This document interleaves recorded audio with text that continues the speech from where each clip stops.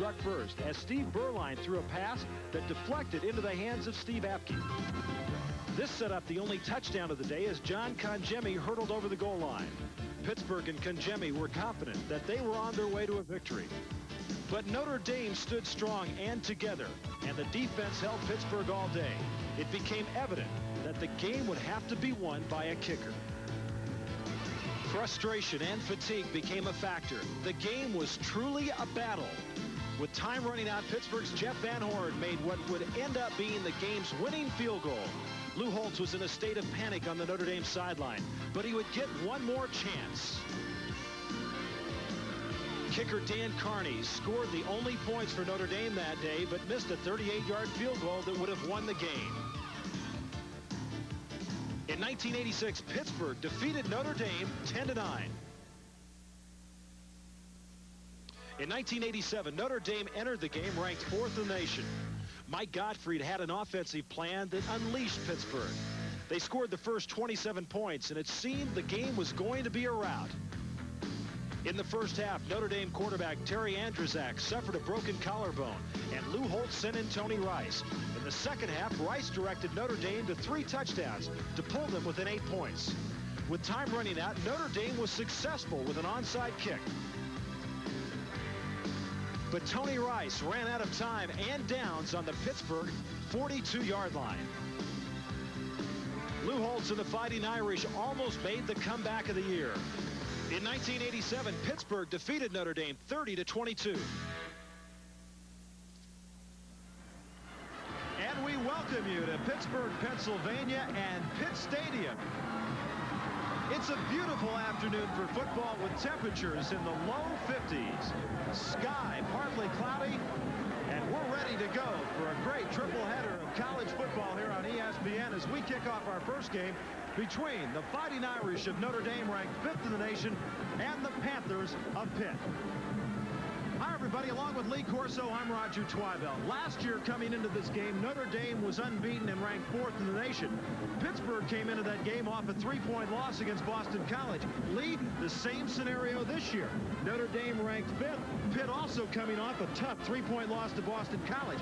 How can Pitt get up for this game? Well, see, most of the teams that play Notre Dame are beat before the game starts because they're worried about the Notre Dame tradition and mystique. Pittsburgh is not intimidated by Notre Dame. They know they've beaten this football team 3 times in a row. They know they can win this game. So what does Pitt have to do today when they go up against Notre Dame to get a victory again? Well, first of all, they got to start the game off wide open, throwing the ball and be successful throwing it.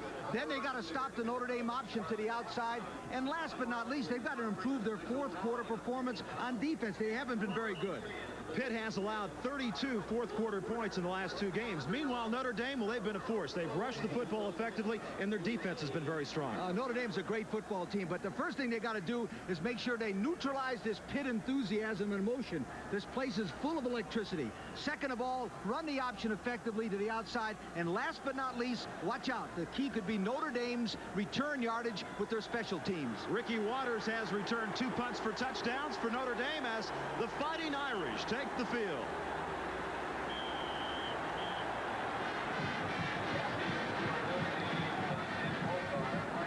Notre Dame unbeaten and ranked 5th, and now the Panthers of Pitt.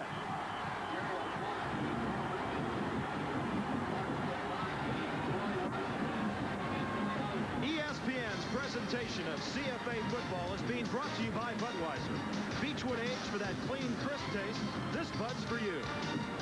By Dickies, they're America's favorite work clothes. And by Stanley Works. Stanley helps you do things right.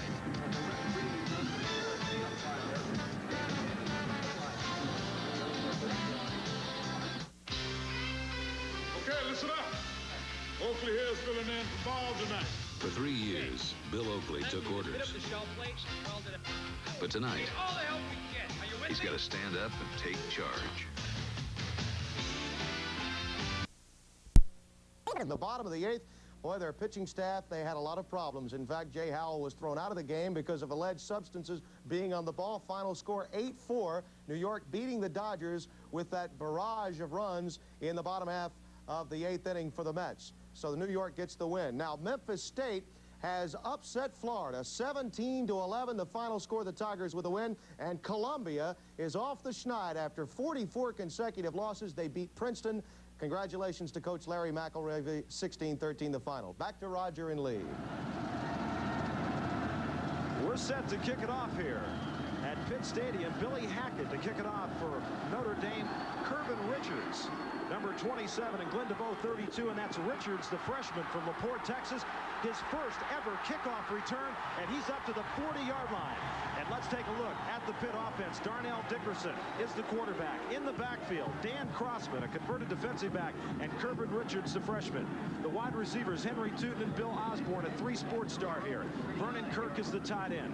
Up front offensively, the center is Dean Calaguire from Pittsburgh. The guards, Chris Getz, Mark Stepnowski, an Outland Lombardi Trophy candidate, and the tackles, Tom Ricketts and Roman Matus. They average 6'3", 275 pounds up front for the Panthers of Pitt.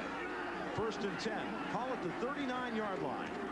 Pitt will pass early, and they'll pass often. And that pass completed right there to Henry Tootin across midfield to the 49-yard line. A pickup of 12. Todd Light made the stop, and let's take a look at the defense. Chris Zorich, the strongest man on the team, is a nose guard. The tackles, George Williams and Jeff Ahl. Defensive ends, Flash Gordon and Frank Stams. The linebackers for Notre Dame, Wes Pritchett, he's 6'6", and Mike Stonebreaker, their leading tackler. Stan Smagala and Todd Light, the corners, and the safeties, George Streeter and Pat Terrell. Pitt has it now. 1st and 10. The 49-yard line of Notre Dame.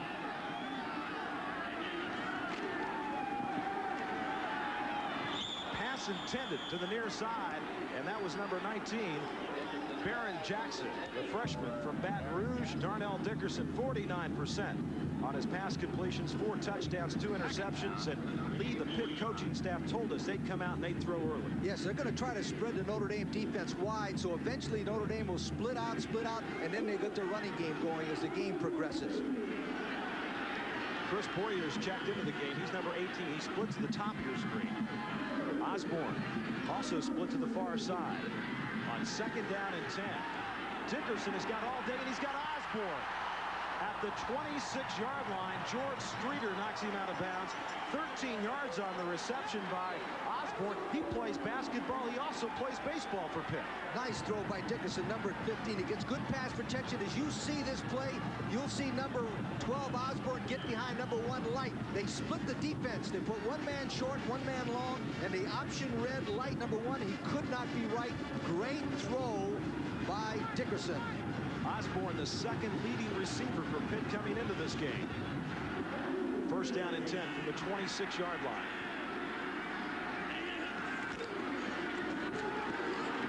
Play action. Open down the middle is the tight end, Vernon Kirk. He's inside the 15 to the 14, where Michael Stonebreaker, the junior from River Ridge, Louisiana, makes the stop. 12 yards. Lee, they said the first 20 plays about 50-50 with the pass and run. It's been all pass so far. And it's great pass protection. Number 27, Richards, gets a good fake in here, and he'll go up and block. Now remember, what they're doing against Notre Dame is going against Notre Dame's strength. They're faking the run, drawing the Notre Dame players close to them, and then throwing the ball behind the linebackers. Good strategy by Pitt to open the ball game. Wide receiver, that's Osborne. He goes to the top of your screen. Tanzos, the other tight end, lines up in the wing to the near side. And that's the freshman, Kirvin Richards. Richards got to the 11-yard line, and number 34 for the Irish, Wes Pritchard, 6'6" and 251. Wouldn't you love that size linebacker playing for you? But you know you got to be a good recruiter when you can get a kid 6'6", 250 and get him out of Atlanta, Georgia. There's a penalty marker on the play. And the penalty will go against Pitt. Kirvin Richards, the young man that carried the football there, out of LaPorte, Texas. He's a native of Trinidad. And last week rushed for over 200 yards against Boston College. The first freshman to do that for Pitt since Tony Dorsett. Offense, 5 yards. Repeat the down. That was an illegal formation. 5-yard penalty. They'll repeat the down. And Richards, by the way, rushed for nearly 4,000 yards in high school. Didn't even come to the United States till he was 12 years old. So he's very young in a football sense. but he is a true freshman starting for Mike Gottfried in the Panthers. He will not be young after today's game against Notre Dame. You grow up fast against Notre Dame. Folks, by the way, Notre Dame won the toss but deferred to the second half, so Pittsburgh received and Notre Dame will get it in the second half. Dickerson 3 of 4 for 47 yards, 1st and 15. Reggie Williams, a man in motion. Curvin Richards inside the 10 to the 8-yard line. They call him Swervin Curvin. Notre Dame, great run defense, but what Pittsburgh has done is caught him off guard. Now watch, a nice little toss play to number 27. He gets a good block there by number 77 Stepnowski and the right side of the line. The thing I like about Richards, he's leaning forward when he's running the football. He's delivering the blow. Curvin Richards, boy, what a big boost he's been, especially because their other tailback Walker was injured, so he's really come in to fill the bill. On 2nd down and 5 now. Osborne's in motion. Whistles and penalty markers go down. So there seemed to be some confusion between Dickerson and the play sent in from the sideline, and the penalty. Too much time will go against Pitt. Pitt last year 8-3, a big turnaround for the Panthers, and Lee went to their Dead ball foul, delay of game, offense, 5 yards, 2nd down. first winning season and first bowl appearance since 1983. Went to the Bluebonnet Bowl and lost to Texas, but Gottfried has gotten things turned around in the right direction here.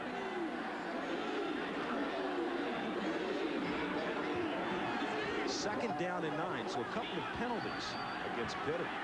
Stymied this drive momentarily. 12:18 to go, first quarter.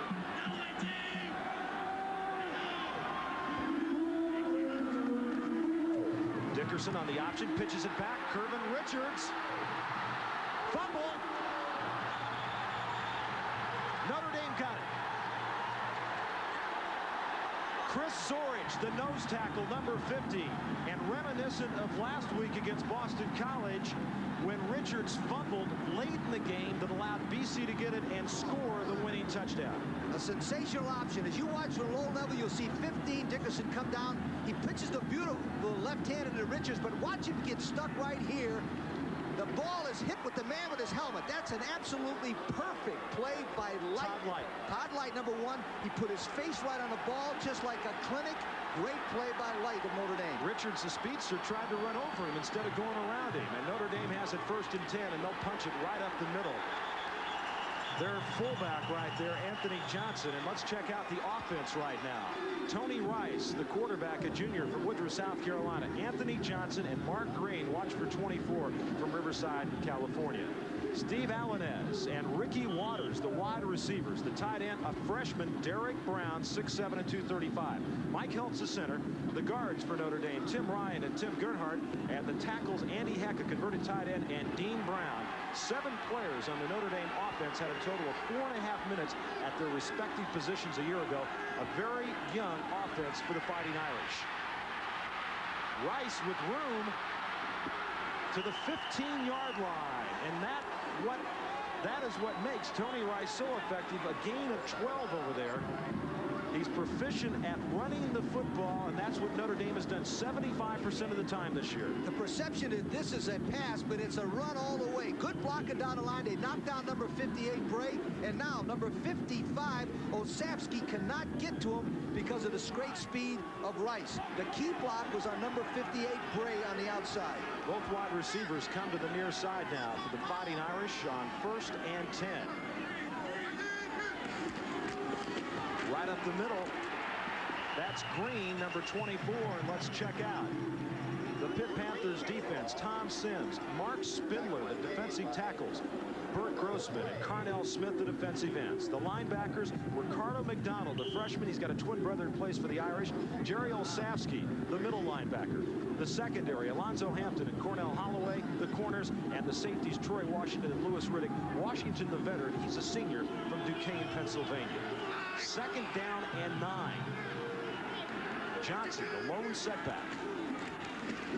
They give it to Tony Brooks. And Brooks around the left side across the 20, where Jerry Olszewski, who has made over 100 tackles in each of the last 2 years and is on track for that particular number again as you take a look at Lou Holtz in his 3rd season here with the Fighting Irish. Holtz was at William & Mary in North Carolina State, Arkansas, Minnesota, and Notre Dame, and he's won at every place he's been. He's an outstanding coach, but also a great credit to the coaching profession. Steve Allenez will come out to the near side, as will Pat Eilers.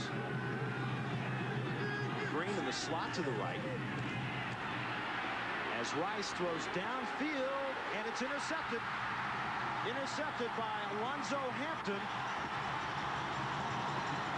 Hampton's first interception of the year, so as Pitt turned it over to Notre Dame turns it over to Pitt, the 3rd interception of Tony Rice this season. Rice tried to roll out this time to the right. You'll watch it, and then he tries to force this play. Hampton, number 3, has got excellent position as you watch from the end zone. Now watch, Hampton has got perfect position. He goes up and catches the football. A big turnover, not as bad though, because it could be just as good as a punt if Notre Dame can hold him right here. Allenez was the intended receiver, and he actually had Hampton beat. Rice just didn't get the football there. 1st and 10 for Pitt at the 46-yard line. Tootin in motion to the near side, and here he comes. Tootin will get across midfield to the 49, and let's go to Tim Brando right now. Tim? All right, Roger, and one of what could be many upsets today, Florida in its last gasp, backup quarterback Herbert Perry picked off, and this all but ended it. Eddie Moore with the interception, and that was a huge win for Coach Charlie Bailey in Memphis State. He beat Alabama, you'll recall, last year with a big upset, 17-11 the final. Florida State has now taken a 4-point lead over Georgia Southern late in the 4th quarter, and South Carolina is now leading Virginia Tech. Roger? Thank you very much, Tim. It looks like it's going to be a day of upsets. 2nd and 7. Dickerson pitches it finally. Richards picks it up, and Richards will be close to the first down at the 42-yard line. Frank Stams, number 30, made the tackle. Lee, a little indecision on the part of Darnell Dickerson, but maybe this kid ought to think about playing baseball the way he picked that up on the short hop. You know, when you're hot, you're hot. That ball hit the ground, and Richards still got the chance to pick it up. Watch, as it hits the AstroTurf, he bounces it, he picks it up, and keeps right on going. Good play that time by Notre Dame because they didn't give up once he bounced the football. 8 yards on the pickup. Ronald Redmond checks into the game. He's a freshman from Miami, and less than 9 minutes left to go. 1st quarter, 1st and 10.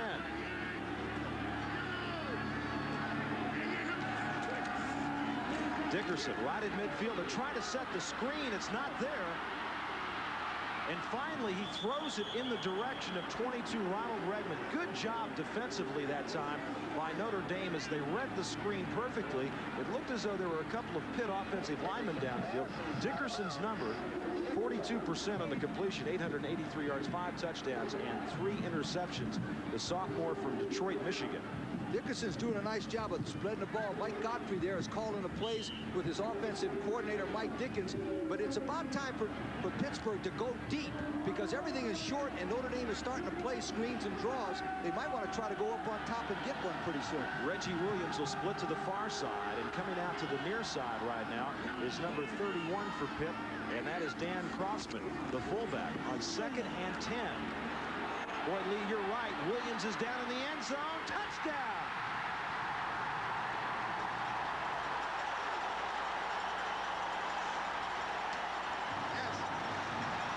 42 yards on the touchdown pass from Darnell Dickerson to Reggie Williams, his leading receiver of a year ago. And, Coach, you called it.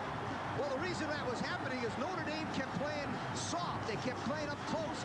Watch this. Now, the call was all right, but the execution is magnificent.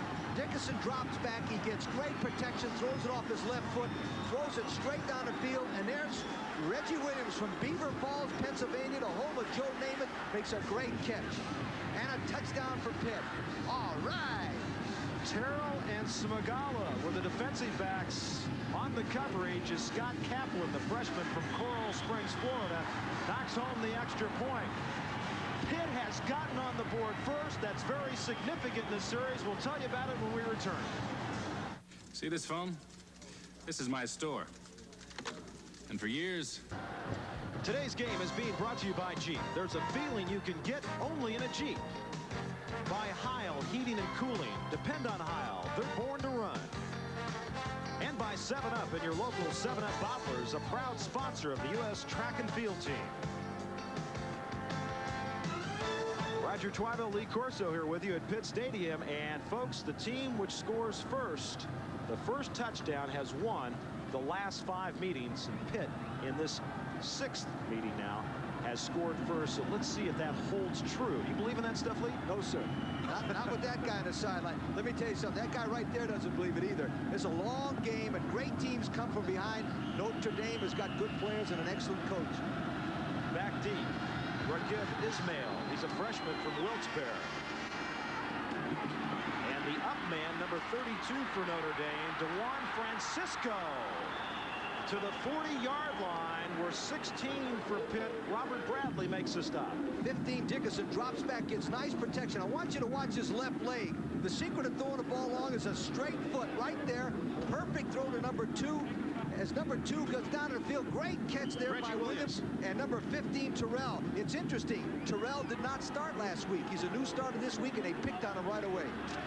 Tony Rice and the Fighting Irish from the 40 with 8:28 to go, first quarter. And they'll run it. That's Mark Green with some room across the 45 to the 47-yard line.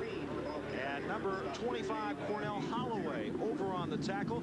Mark Green, who in spring practice, they were thinking about moving to wide receiver, as we take a look at Williams again, Lee. Reggie Williams will split between number 29, Smagala, and number 15, Terrell. He splits the 2 men, but watch his concentration, watch his eyes. He never once took his eyes off that football. That's why he made the great catch.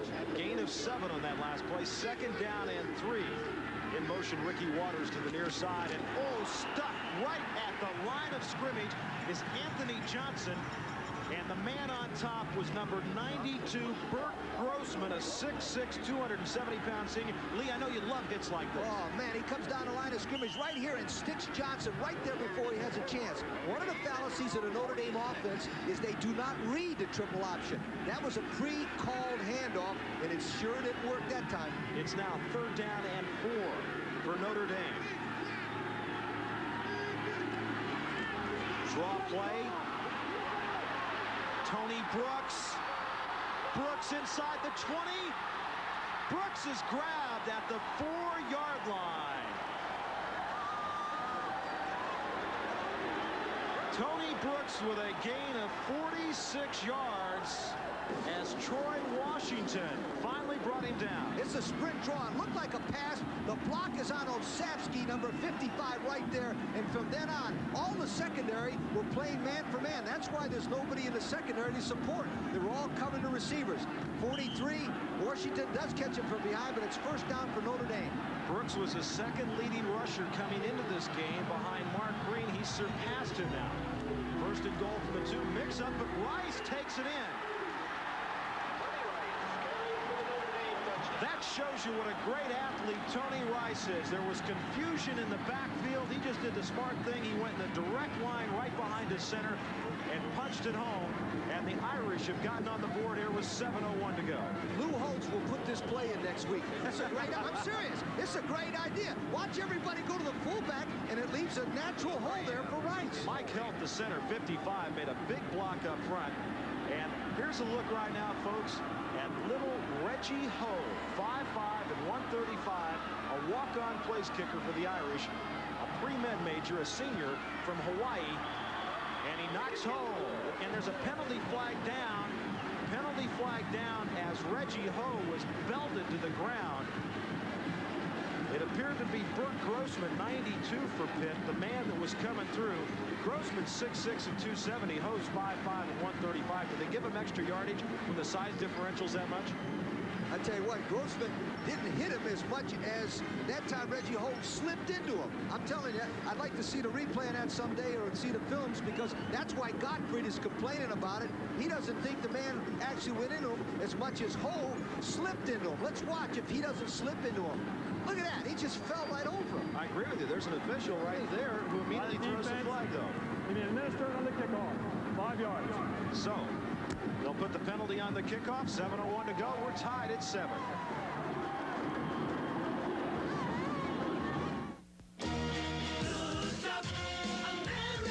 From back ball to the fullback, everybody jumps the fullback. Watch the acceleration of Rice right from this spot right here. Watch him glide right there. Boy, you can't coach that. That's tremendous athletic ability to make that play go. But Holtz will put that play in next week as a quarterback keeper. Hackett kicks it off. Curvin Richards, 27 at the 5-yard line. Richards up to the 30. A return of 26 yards, and George Streeter made the tackle. Folks, we'd like to tell you we've got some problems today with sun outages. Let me explain this to you. Twice a year, we go from summer to fall, winter to spring. The sun crosses the equator. It's a period of time as the Earth rotates, and the sun eclipses our satellite signal for about 4 to 6 minutes.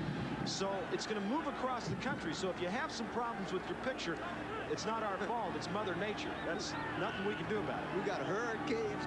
we got postponements. Sun stoppages. We've had it all this year. Dickerson and Pitt, 1st and 10, and tough yardage right there. Maybe a yard by Richards. Wes Pritchett, the 6'6" senior from Atlanta, Georgia. He weighs in at 251 pounds, makes the stop.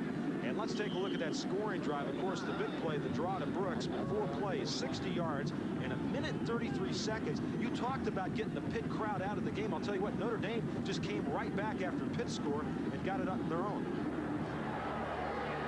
2nd down and 9. Osborne is 12. He splits to the far side along with Tootin, 81. And that's Curvin Richards.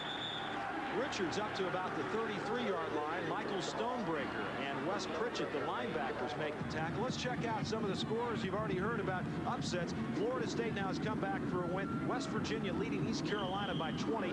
Virginia Tech loses to South Carolina. Nebraska leading Kansas 56-10 in the 3rd. They were 50-point favorites, and Oklahoma on top of Texas 14-0. That also in the 3rd. Speaking of 3rd, it's 3rd and 7 now for Pitt with 5:42 to go. 1st quarter.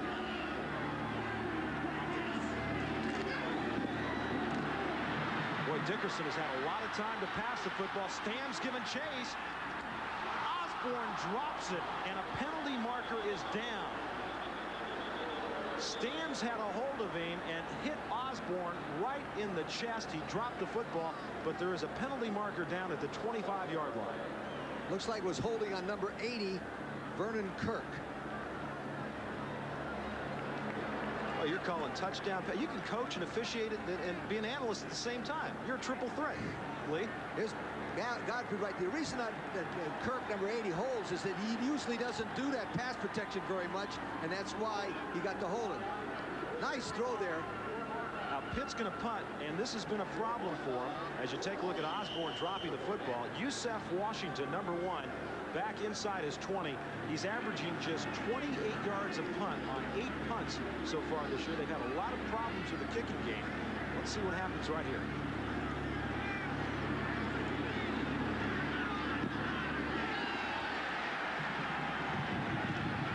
Has returned 2 for touchdowns this year.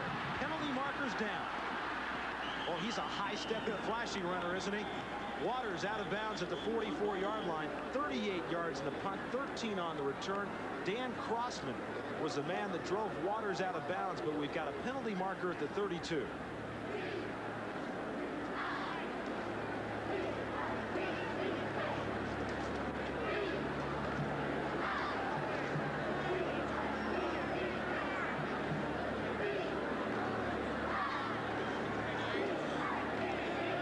Clipping call is going to go against Notre Dame.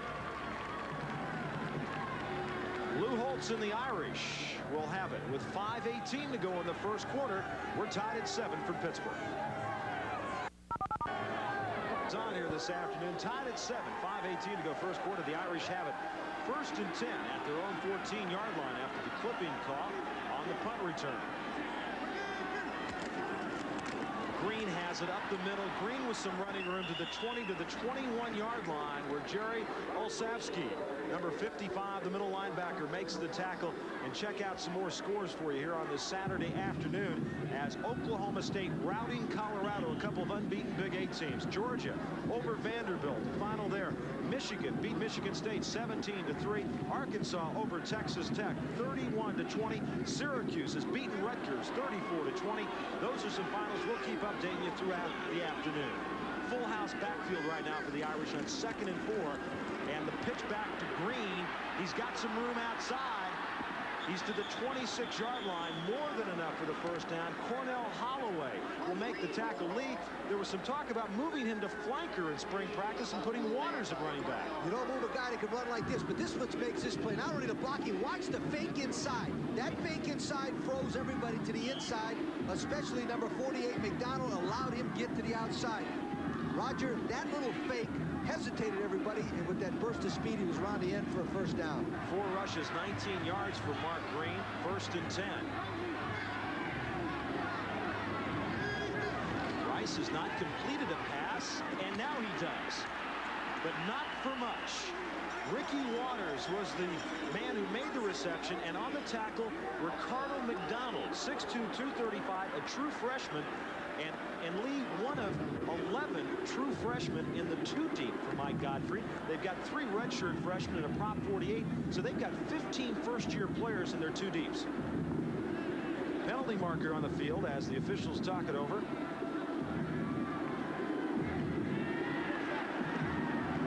What was that, jump ball? No, was it unsportsmanlike conduct, necessary roughness.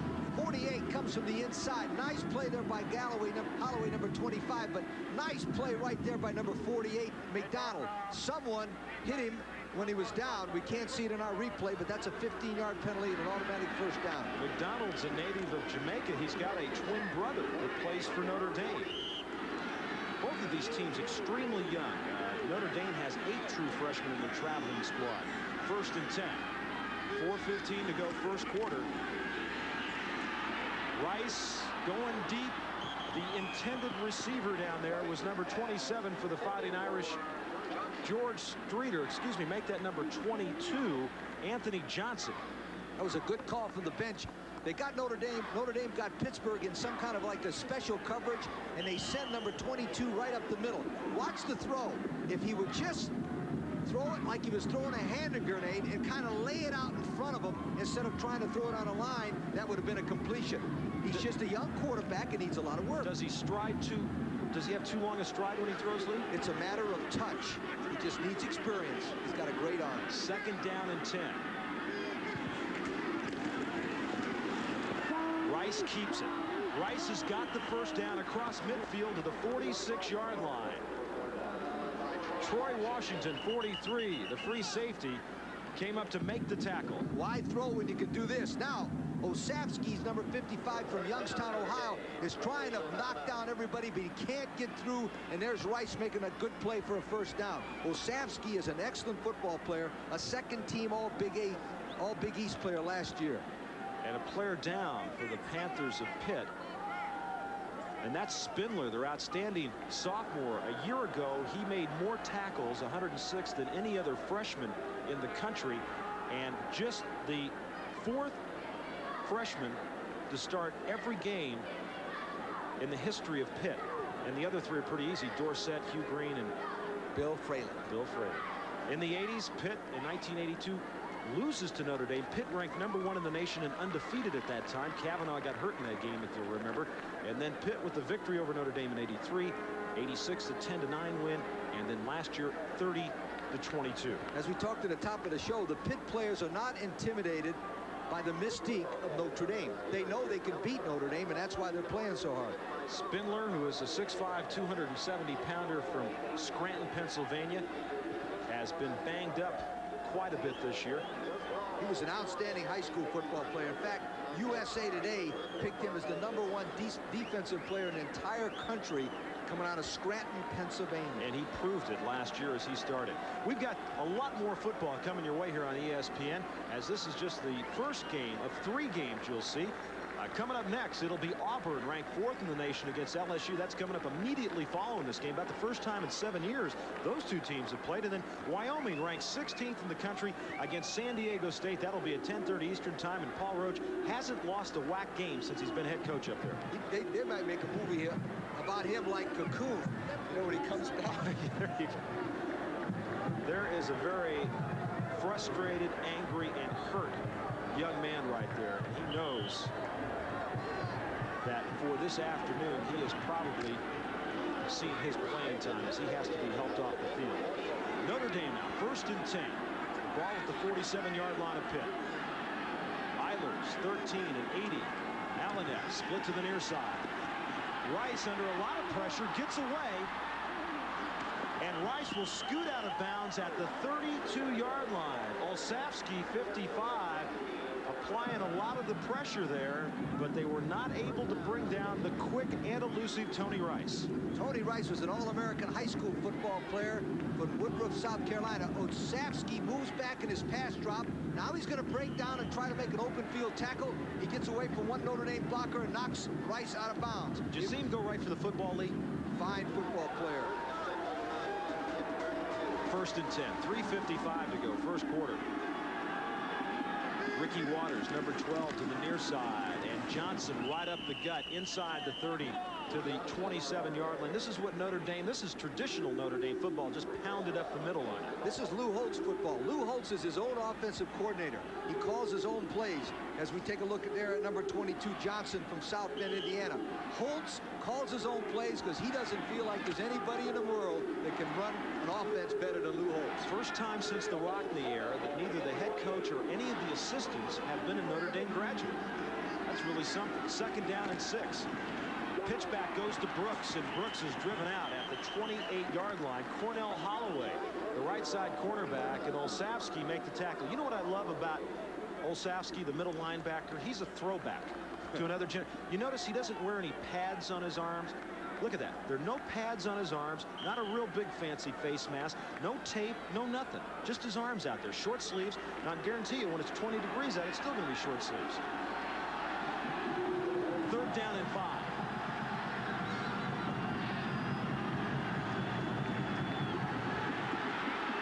Little flip, the tight end, that's Derek Brown, and he is down to the 16-yard line. A gain of 11, and if you watch the Stanford game here on ESPN last week, he found Brown on a similar pass for a touchdown. What a great call from the bench. This time they'll run a sprint draw fake. Rice is looking down. All of a sudden he dumps a little sneaky pass. He gets belted there by number 91 Smith. But now here comes Derek Brown, 6'7", 235 pounds, the finest football player in America, coming out of Barron Island High School in Barron Island, Florida. They thought he was great coming out of high school. They think he's even better right now. That's Waters. Waters inside the 5. Waters to the 3-yard line, and the Irish getting ready to punch it in again with 2:50 left to go in the first quarter. Cornell Holloway having to make the tackle again. And Lee, this is what I was talking about earlier.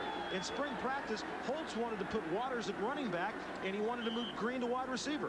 Great offensive line play by number 66 Heck, number 52 Ryan, all of them. But watch this. This is what I like. Watch him explode right there. He drops his right shoulder and sprints there. 6'2", 201 pounds from Harrisburg, Pennsylvania.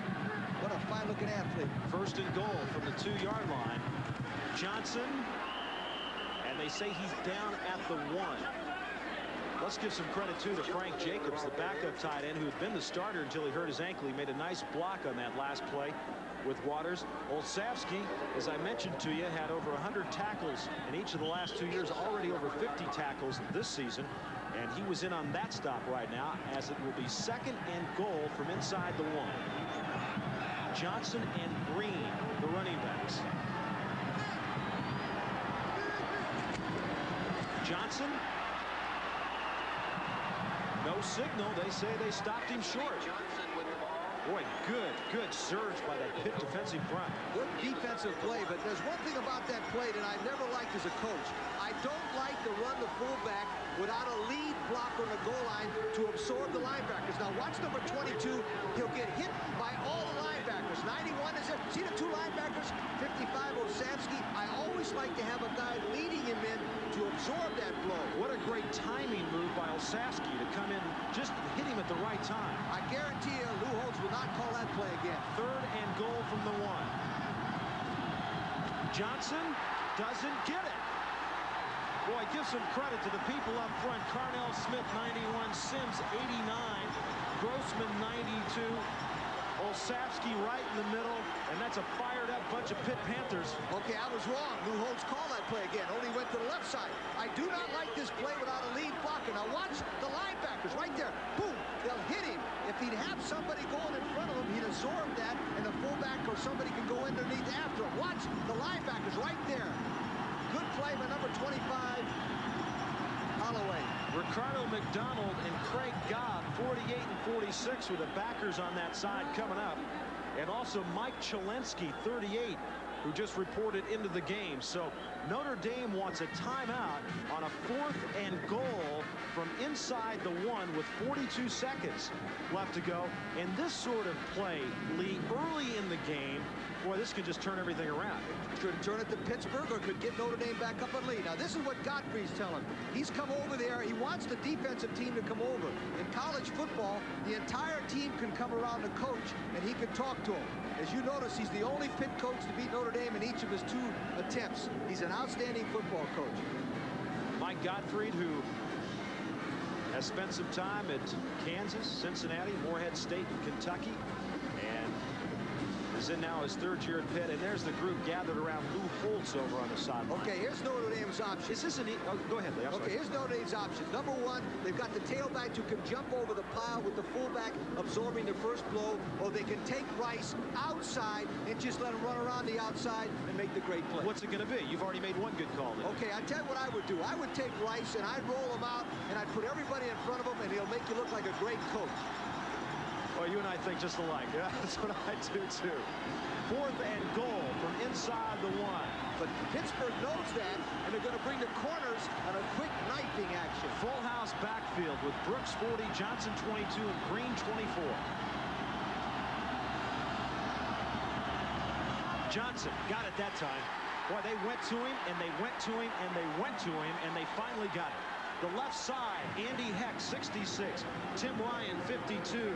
And Mike Helt, 55. Finally blew out that Pitt front. Is it an ego thing when you keep going back? No, that's a great call by the coach. You know why?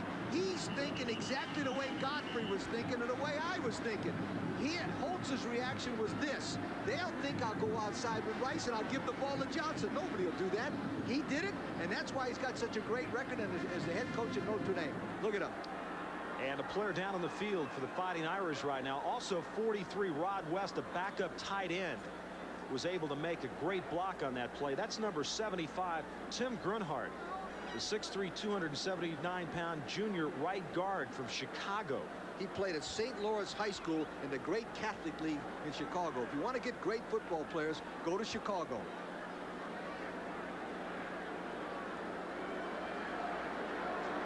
I'll tell you, those trainers have got to be strong anymore to help up some of these guys. They're so darn big.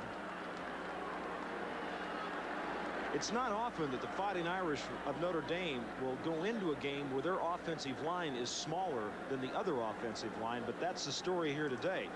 But Notre Dame now has taken the lead on that 1-yard burst by Anthony Johnson, and Reggie Ho comes in to attempt the point after. Pete Graham to hold.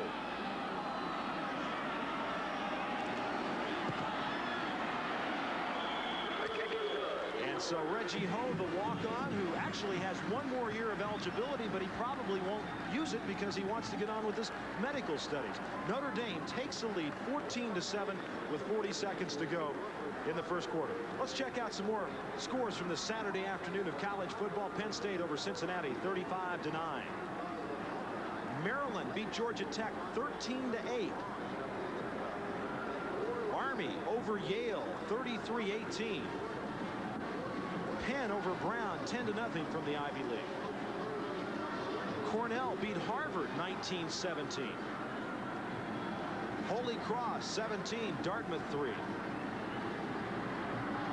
And we'll keep you updated throughout the afternoon. That one Memphis State score was interesting because the former defensive coordinator from the University of Florida is Charlie Bailey. And he's now the head coach of Memphis State.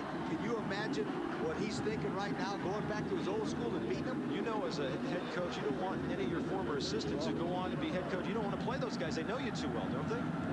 Great defensive coach. Hackett kicks it off. And that's Glenn DeVoe, 32, the freshman.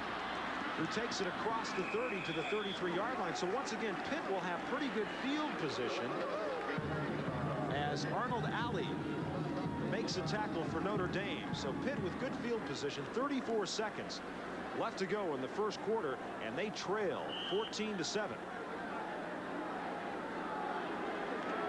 Osborne 12, Tootin 81, the wide receivers.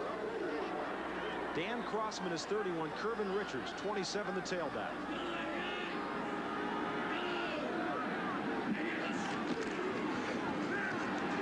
Play action and plenty of time again. Tootin at the 49-yard line.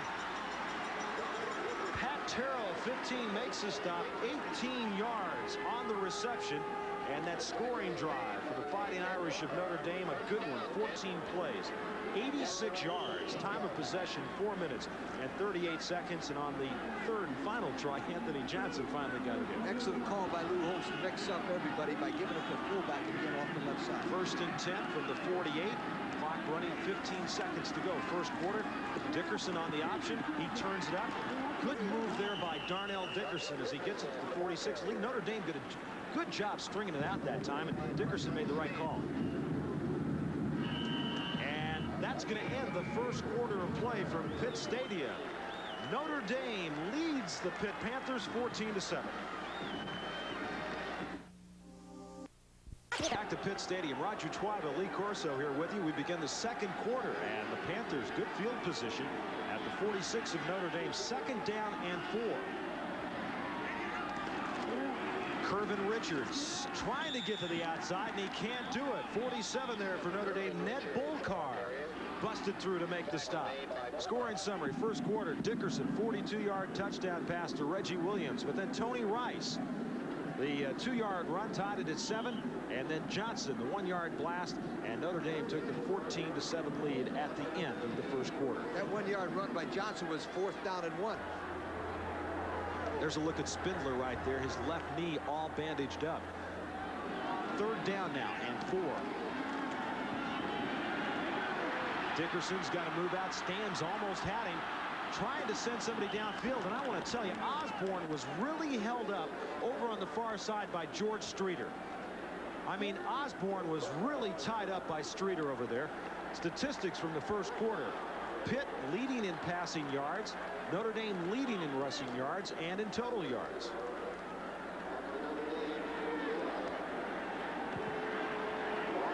Yusef Washington now in to punt. Washington at his 37-yard line, and back deep is Ricky Waters, who's brought 2 back for touchdowns. I don't think Waters is going to make anybody forget about Tim Brown just yet, Lee, but he's very capable.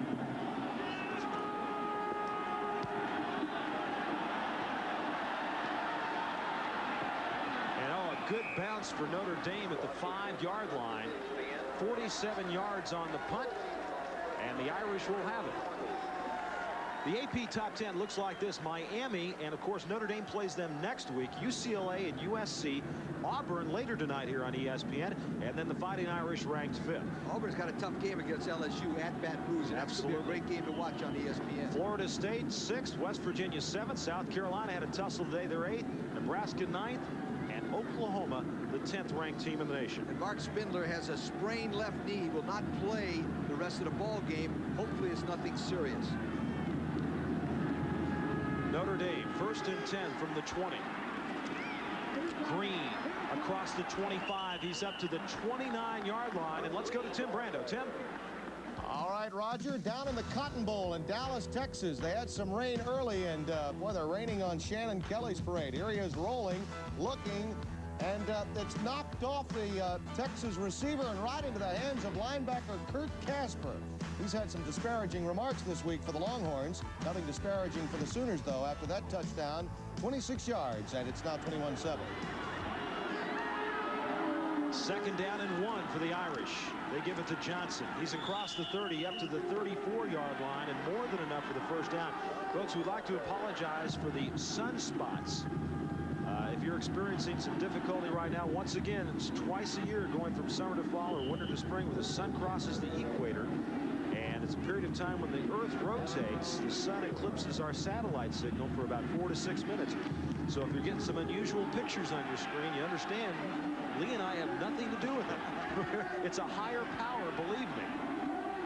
1st and 10 for Notre Dame. 13-12 to go, first half. Brooks. He's up to the 35-yard line, maybe the 36. 55, Olszewski, and 96, Richard Allen. One of those freshmen from Mike Gottfried from Cleveland making the tackle. Number 91, Smith, in the top part of your picture. Number 96, Allen, do a nice job of taking their people down and blocking them. That Smith's a big guy, 6'3", 245, number 91 from Toledo, Ohio. 2nd down and 8, 2 yards on that pickup. 25, Raghib Ismail, a freshman from Wilkes-Barre, splits to the near side. Rice is in trouble, and he's down behind the line of scrimmage. 48, Ricardo McDonald, the freshman, one of the men in there, along with Tony Sims, 89, a junior out of Detroit. McDonald's in Patterson, New Jersey freshman. On the right-hand side of your picture, he gets by all the blockers, and watch him come up under control. He's strong enough to pull him down by himself, but he gets some good help from the inside from Sims in there. Sims, one of the top sack men, and there is Ricardo's twin brother, a reserve for Notre Dame on the sideline. So you got the twins here today, the McDonald's. Can you imagine having a good enough team that a good-looking kid like that's not playing? I know, isn't that amazing? 3rd down and 15. Rice going deep. Intercepted. Intercepted by Alonzo Hampton, his 2nd pick of the day, and Pittsburgh will have it. Raghib Ismail was the intended receiver, and man, Hampton's made a couple of beautiful picks, Lee. Hampton, number 3, to the left-hand side of your picture, is from Denver, Colorado. He's a transfer from Riverside Junior College. He's running stride for number 25. Ismail, and makes a good catch. It's better than a punt because they can't return it back. But it doesn't look good on the stats. We'll be right back. Today's game is being brought to you by Dodge Cars and Trucks. On the street or off the road, it's the new spirit of Dodge. By United, rededicated to giving you the service you deserve. Come fly the friendly skies. And by the U.S. Marines, we're looking for a few good men.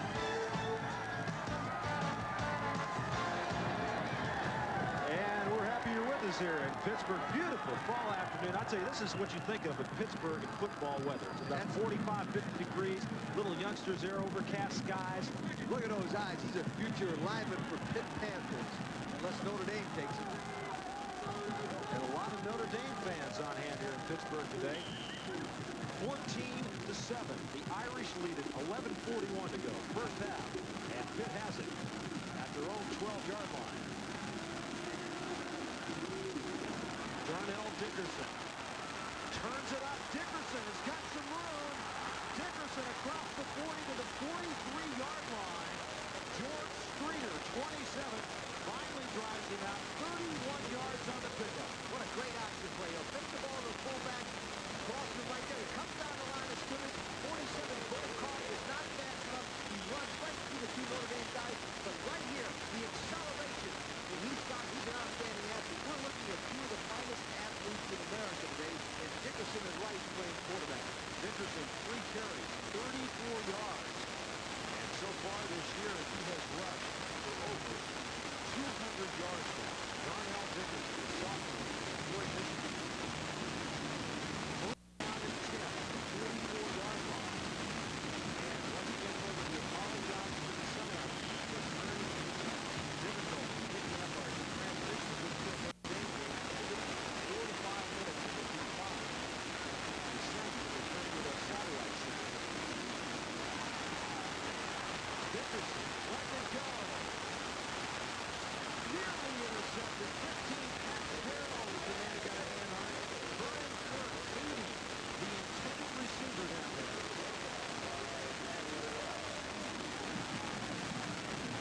And Dickerson is a great athlete. Martin Luther King High School, number 80 right there. King, Kirk is back, but that's a really play by Pat Bell. That's a play, Roger, that goes against the computer. They have never, in the first 4 games, sent a tight end that deep. So they try to catch Notre Dame off guard. 2nd down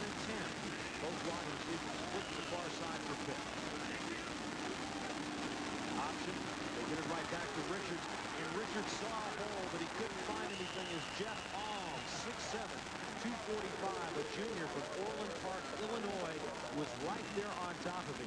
There was some room for Richards inside. He made the decision to go outside, and Alm was all over it. As Dickerson comes down the line of scrimmage, you'll watch the inside man right there, number 30, Stam, makes him pitch it too quick. He could have cut it inside, but basically right there, Alm just got good position on him. If you can take the fullback away quick and the quarterback pitch it quick, it turns into a toss play, and Notre Dame is better defending that than the triple option. And it turns into a 3rd down and 13 for Pitt now.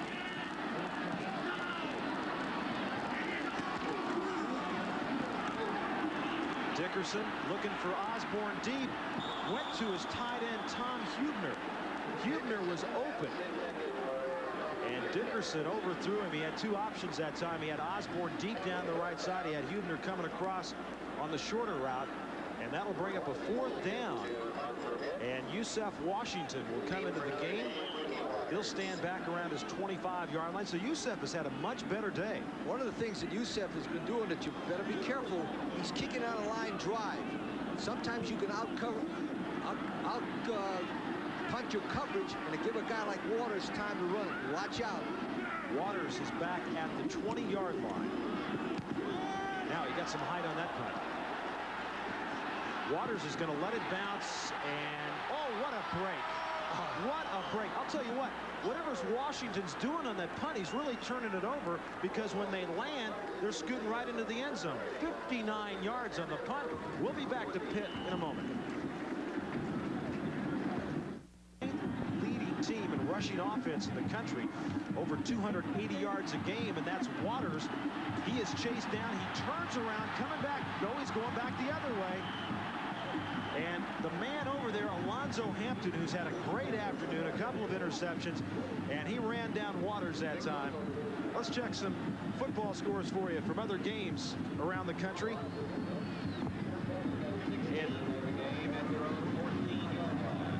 And folks, as you take a look at those scores, we'll tell you, or Lee Corso is going to tell you. Notre Dame recruits nationally. I'll give you a perfect example. Of the football team offensively is on the field right now.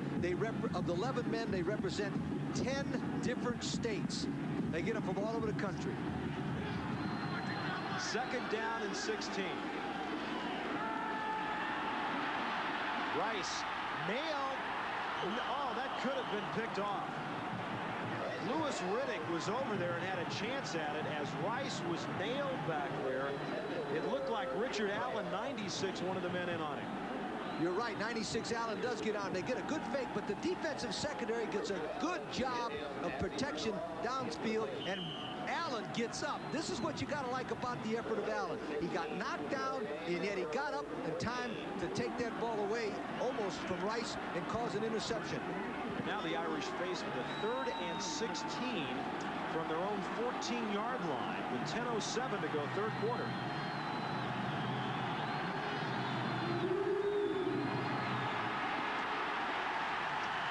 And the big cheer from the Pitt crowd as Johnson just is able to get it past the 15 to the 16-yard line. Carnell Smith, 91. Tom Sims, 89. And we hope that your sets at home are working and operating well right now. We apologize for the sun problems as Notre Dame 163 yards rushing, 3 runners with 30 yards or more. At Pittsburgh, 106 yards passing, a couple of interceptions by Hampton. And that's been the story for Notre Dame. 75% of their offense is on the ground, with the 9th leading rushing offensive team in the country, as Jim Sexton, a freshman, averaging better than 42 yards a punt, sends one downfield. And they'll let it bounce around at the 47-yard line. So once again, Pitt with just 37 yards on the punt. Pat Eilers was a man to down it for the Fighting Irish of Notre Dame. These are 2 good football teams. Pitt has won 9 national championships.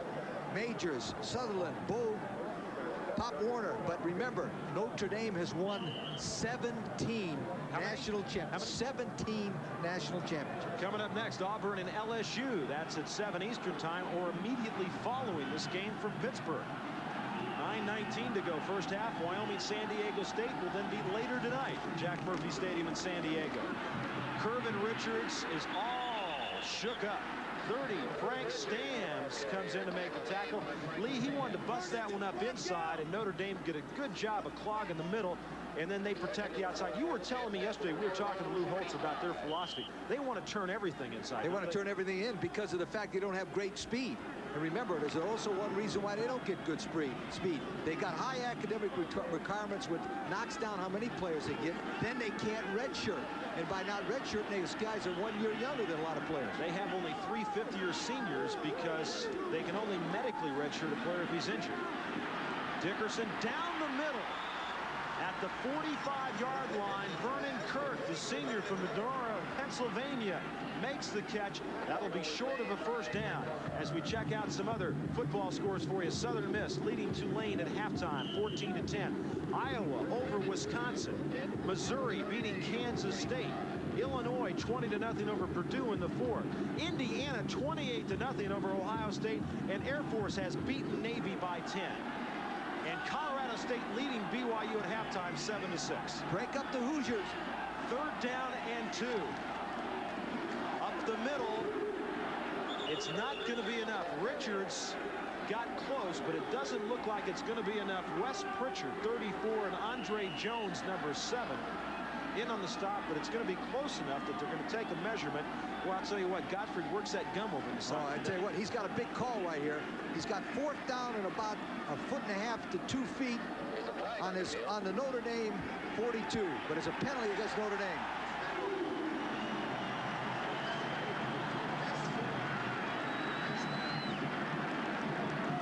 So the penalty against Notre Dame.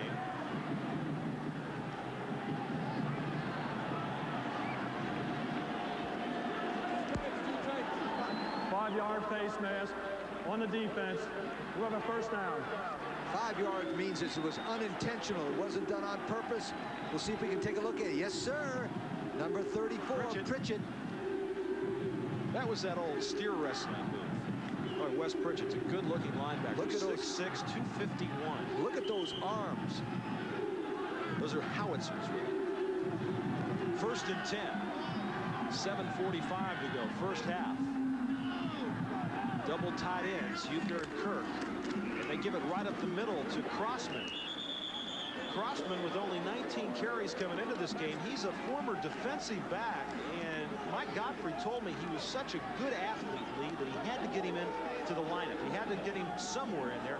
A transfer from Kansas, was one of the top defensive freshmen at the University of Kansas, and then came from Kansas to Pittsburgh along with Godfrey. He's originally from Pottstown, PA. But he just said I had to find a spot for him, and so he said fullback was a place they could put him. Look at the total offense. Rice 45 and Dickerson 149. 2nd down and 6. Now Crossman is the lone setback. But Dickerson's got all day again. The protection has been great. He'll tuck it underneath and get it out of bounds at the 34. Let's go to our ESPN studios and Tim Brando. Tim? Roger, the #1 Heisman candidate that no one knows anything about is the running back at Oklahoma State. And the Cowboys of Oklahoma State got a victory today, 41-21 over the Buffaloes. Barry Sanders, 4 touchdowns rushing in the game, including a 65-yarder. But the Cowboys get the Huskers of Nebraska next week, so jury is still out on that team in the Big 8. Okay, thank you very much, Tim. We got a timeout here at Pitt Stadium. 6:53 to go first half, and the Irish lead it 14-7.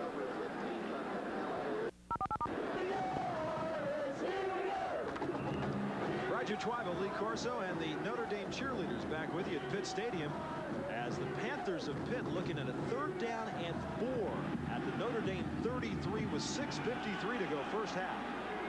2 split to the top of your screen, number 81, and that's Osborne, 12 in motion right now. Notre Dame's blitzing. Kirvin Richards doesn't get nearly enough as Jeff All, number 90, came busting through, and also number 34 for the Fighting Irish, Wes Pritchett. They were coming hard that time, Lee. And they got him from the backside, which means a fake to the right. Now watch the offensive line blow off real good. Number 62, Matus, gets a good block. Stepanowski gets a good block, but the secret of that play was from the backside. Now watch the top of your picture. 90 comes in there. Alm is 6'7", 245, and quick enough to make the play. And Pitt will go for it now on 4th and 4. Tootin and Osborne split to the top of your screen. Dickerson finally throws it deep. He's got Tootin. Touchdown.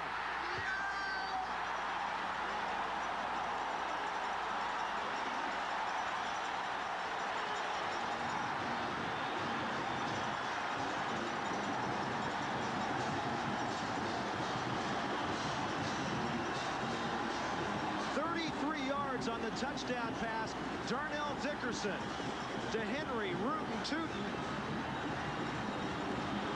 Dickerson's back to pass. He's got a great athletic ability. He scrambles. He throws it as far as he can. Number 1, Light, is out of position. Number 81, Tootin, gets good concentration. Touchdown, Pittsburgh. They're back in the ball game. 6th touchdown pass of the year for Darnell Dickerson, his 2nd of the afternoon, and for Tootin, his 3rd touchdown reception of the season. Kaplan, Osborne to hold, and it's up and good, and we're tied with 6:03 to go.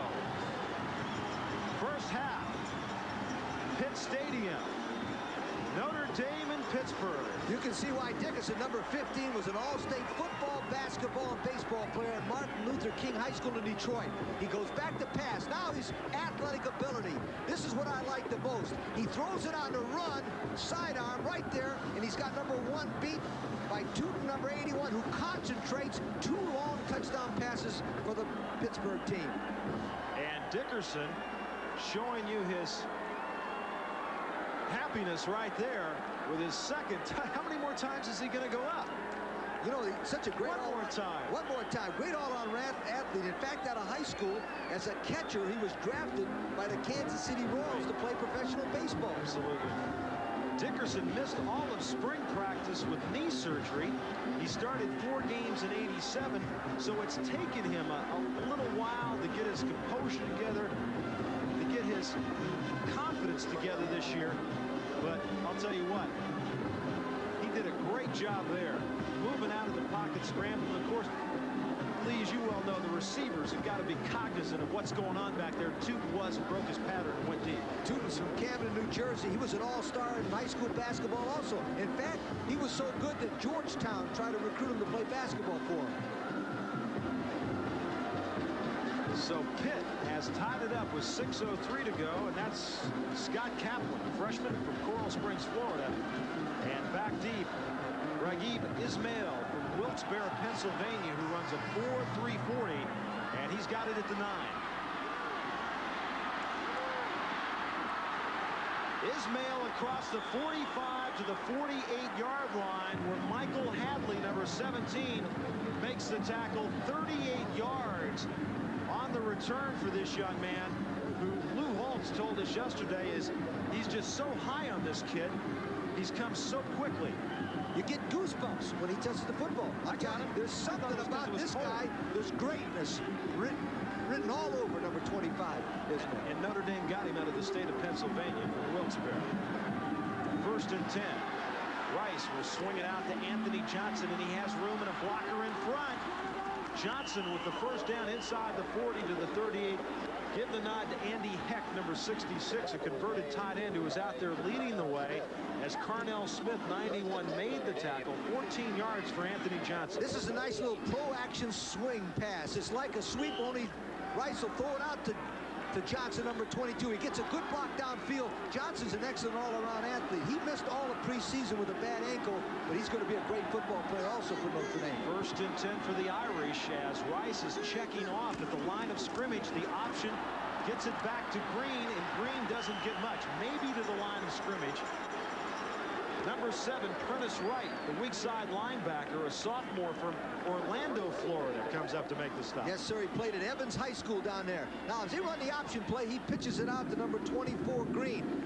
Pittsburgh's doing a nice thing right here. They force Notre Dame to run the option to the short field, and they use the sideline as another defender. Excellent strategy by Pitt. You know who's the most famous player to come out of Evans High School, don't you?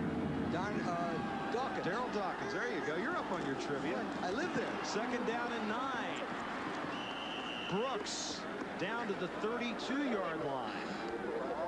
Curtis Bray, the freshman, number 58, makes the stop. 7 plays, 53 yards. Time 3 minutes and 16 seconds. Dickerson, the 33-yard pass to Tootin. But Lee, what we've seen is every time Pitt scores, Notre Dame just comes back immediately with a good drive. Excellent point. That's why Notre Dame has got the great tradition that they've had. They never let the team get on top of the line, rebounding and coming back. 3rd down and 4. Offsides, penalty marker down. This is a freebie for Notre Dame. And Rice throws it short of his big tight end, Derek Brown, but it's going to be offsides against Pitt. Boy, you hate to give up a free play like that. Notre Dame does a nice thing, and most coaches do. On 3rd down and 4 or 5, they change the cadence. In other words, if they've been going on 2, they go on 3 and draw them off and get an automatic first down. Who was the best quarterback that you ever saw that could do that, change the cadence to draw people offside? Johnny Unitas was the best that's ever played the game, in my opinion. I thought Greasy probably did it as well as anybody, too. See, I'm older than you, so I remember Unitas. And Bert Grossman, who has been troubled by an ankle, comes off the field right now. Grossman with 3 sacks this year comes out of the game. And Notre Dame now 1st and 10 at the 27-yard line. Green goes nowhere. Green gets nothing. Maybe back to the line of scrimmage. Olszewski made the tackle, and a penalty marker down in the secondary. A penalty marker down. Derek Brown, number 86, was after one of those defensive backs from Pittsburgh. Away from the play, by the way. They were playing their own game. Well, what happened is they teach him to go downfield and block, and he's a freshman, and he does exactly what the coach says, but not after the play.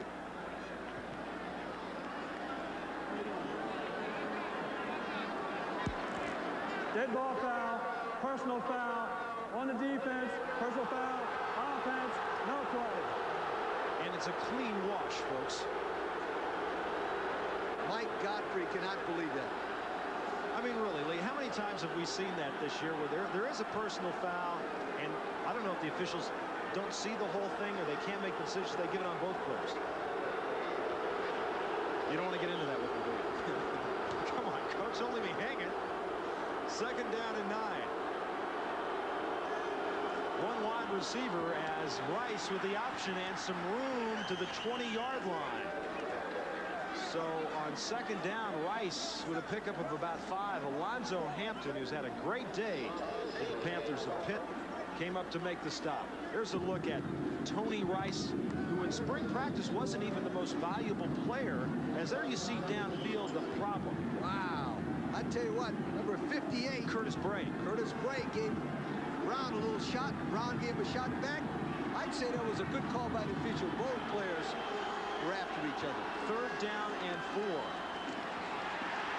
Not nearly enough as Johnson is stuffed at the line of scrimmage. Carnell Smith, 91. 89 also in there was Tom Sims from Detroit. So a situation now for Lou Holtz and the Fighting Irish. And whenever you see the littlest man on the football field come out, you know that they're going for 3. That's Reggie Ho. And on a 4th down and 5, the Irish will attempt the field goal from the 28-yard line, make it a 38-yard attempt. Ho so far this year, 6 out of 8. Now he doesn't go much past 40, 45 yards. They'll bring in their other kicker for that. And a timeout is called by Notre Dame with 3:11 to go first half. And we'll be back to Pitt Stadium right after this. Yard field goal.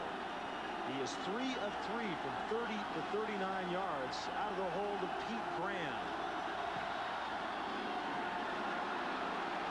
And it's good. Reggie Ho puts the Irish on top, 17 to 14. Boy, he gets excited, doesn't he, Lee? Can you imagine all the hours that Lou Holtz spent recruiting, all the money to Notre Dame, and a guy walks on, beats Michigan for him, and now he's got him in the lead right here.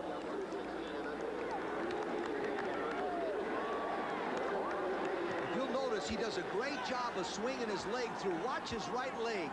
He really extends that thing through. He actually kicks it hard enough that he was about 6'4", because that's that great swing. It's the exact same principle on a small golfer hitting it real far. Chichi Rodriguez type. Well, he keeps his head down nicely. He follows through, and yeah, thanks. How you doing, folks? Nice to be here in Pittsburgh.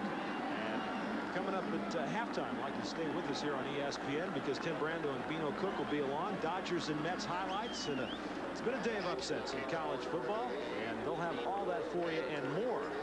And Bino, everybody in Pittsburgh says to say hello. Yes, our colleague. At least one person came up to me and said that. Our colleague Bino Cook was a former SID at Pitt for 11 years. They let him stay here that long, didn't they? Curvin Richards, 27. He's up to the 28-yard line. And Pitt now with 3:02 to go, first half. We'll have it play. Andre Jones made the tackle there. So 3 minutes and 2 seconds to go in the first half. And Notre Dame with a 17-14 lead against the Panthers of Pitt. One of the things Pitt has got to be careful right here. They cannot throw an interception or have a fumble and give Notre Dame a 10-point lead. 17-14 is not bad for Pitt right now. Osborne now will come into the slot to the near side. Double tight ends and Osborne in motion. Pitch back. Richards turns it up. Richards across the 35 to the 38-yard line. This young man from LaPorte, Texas, last week rushed for over 200 yards. He's rushed for better than 300 this season. Came into this game, Lee, averaging over 7 yards a carry. Nice call. Nice block by number 80, Kirk, right here. Gets number 30, Stams, straightens him out. There's a read right now. Richards, number 27, is watching that block. As soon as he went to the outside, he cut it up. Good call by the Pittsburgh bench. Reggie Williams splits to the near side on 2nd and 1. Pitt going with a double tight end offense in their last several series. Quick hitter to Crossman right at the middle, across the 40 to the 42. He's got more than enough for the first down. The reason Pitt has gone with the 2 tight ends is to balance the Notre Dame defense across the front so nobody could come from the outside. A penalty marker was thrown in the Notre Dame secondary. And now the personal foul called against the Fighting Irish.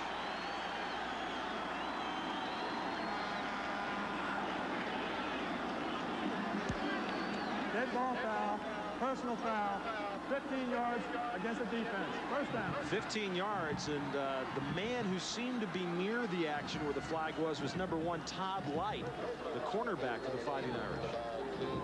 Lou Holtz is wondering where the other flag should be. In other words, if we had a jump ball on the other, why isn't it now? All of a sudden, Notre Dame got 15 yards. See, the penalties dead even at 35 yards apiece. 1st and 10, 2:13 left to go, first half. Dickerson swings it near side to Crossman, who does a dance, keeps it in bounds until he gets to the 33. That'll be very close to the first down. Ned Bolkar, the senior from Phillipsburg, New Jersey, and Stan Spagala over on that side on the coverage of Crossman, number 31. Nice play call in that time by Mike Dickens, the quarterback coach. Run the ball, then run a bootleg and send the fullback in the flat. Crossman, he was wide open.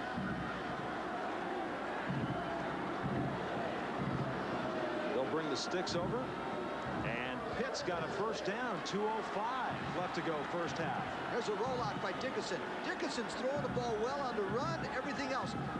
Crossman is so wide open, he looks like he popped out of the ground, and the reason he is because they faked the run, and both linebackers jumped in there to stop the run, and he was wide open. Nice job on the tightrope walk on the sideline.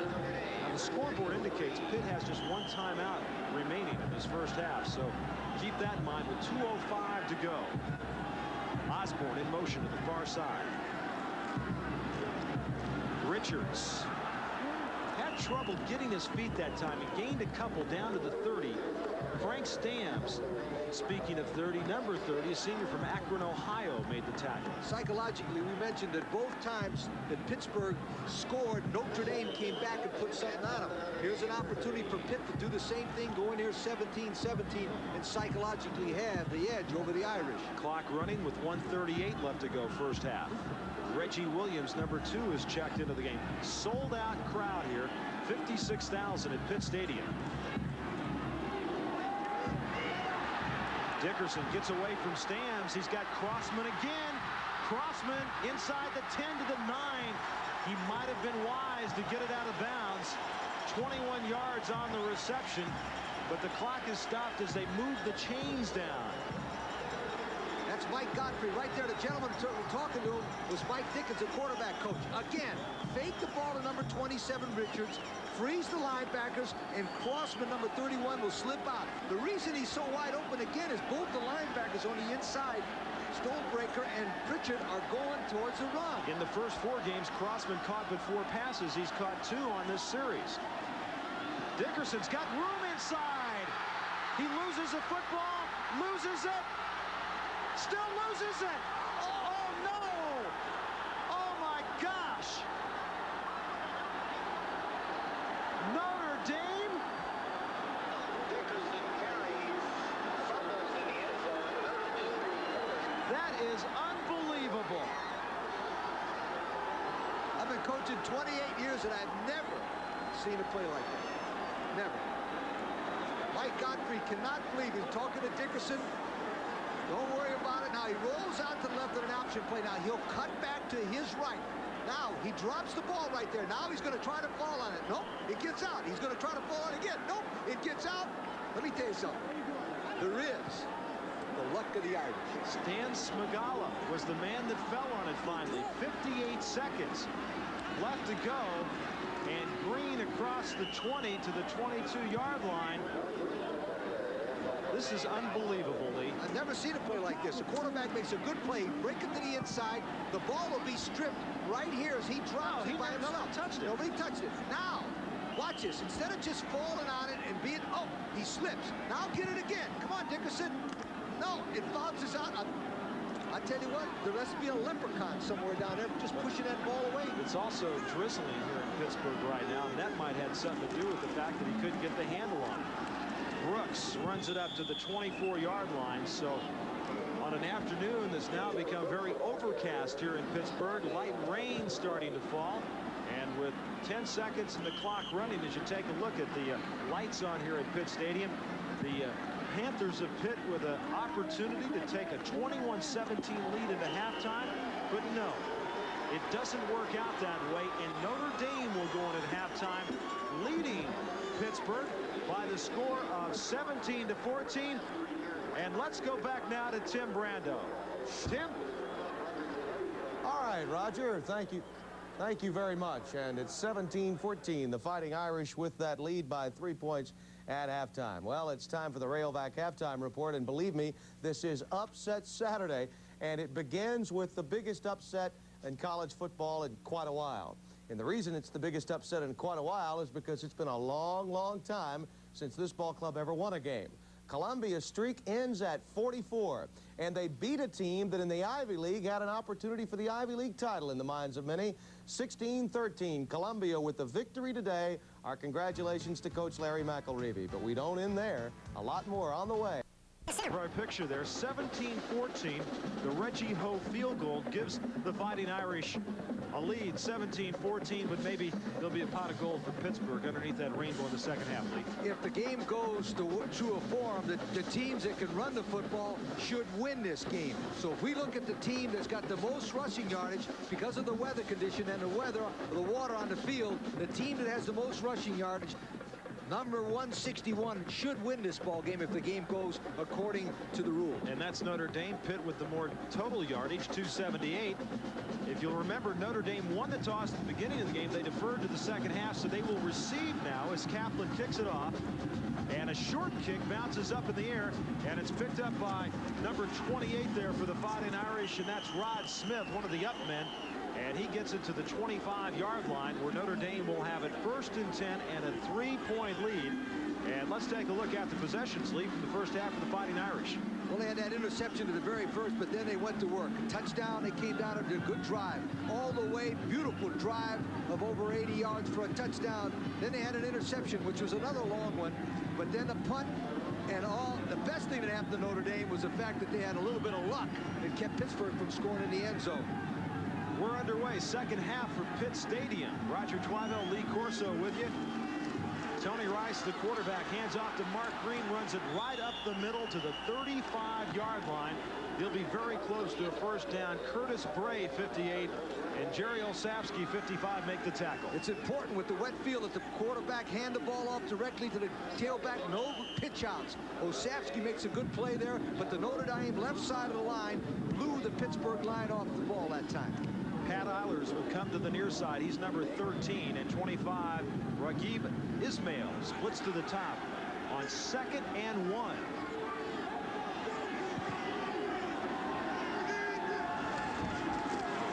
Green has the first down and more as he powers to the 40-yard line.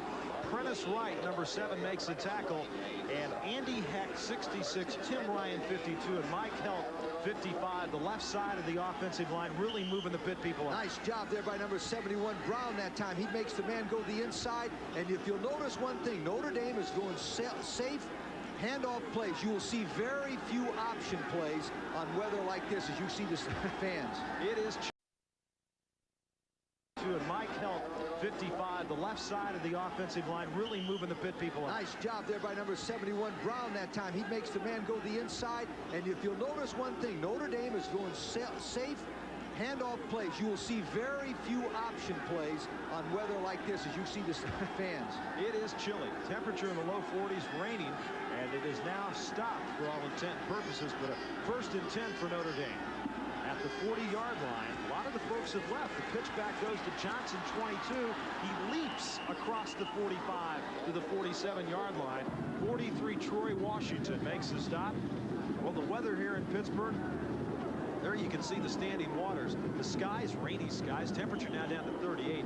Winds 8 to 10 miles per hour. Humidity 80%. But I'll tell you, at halftime, the winds were a little more than 8 to 10, and there were sheets of rain coming down. And a lot of wet and happy Pitt Golden Girls hanging in there. Notre Dame first possession of the second half. Everybody to the left side, so they go to the right, and Johnson stuffed at the line of scrimmage, and he's driven all the way back. So on a 2nd down and 3, Tom Sims, 89, led the surge by the Pitt defensive line. And one of the things that will happen in a game like this, the offensive line, if you watch number 71, gets a good block. Number 75, Grunhardt, gets a good block, and the Pitt people go up there and knock them back. What happens in a game like this, Roger, that a good running team like Notre Dame, before you know it, will have taken the ball and kept it almost the entire 3rd quarter on the ground. And Mike Gottfried right there will not get a chance to run his offense. 3rd down and 1. Full house backfield for Notre Dame. Play action coming out to the near side. Eilers with the reception at the 45. That's enough for the first down, and he was really stuck by 25, Cornell Holloway. Pat Eilers, a senior from St. Paul, Minnesota. They run a wristbone. Oh, fake.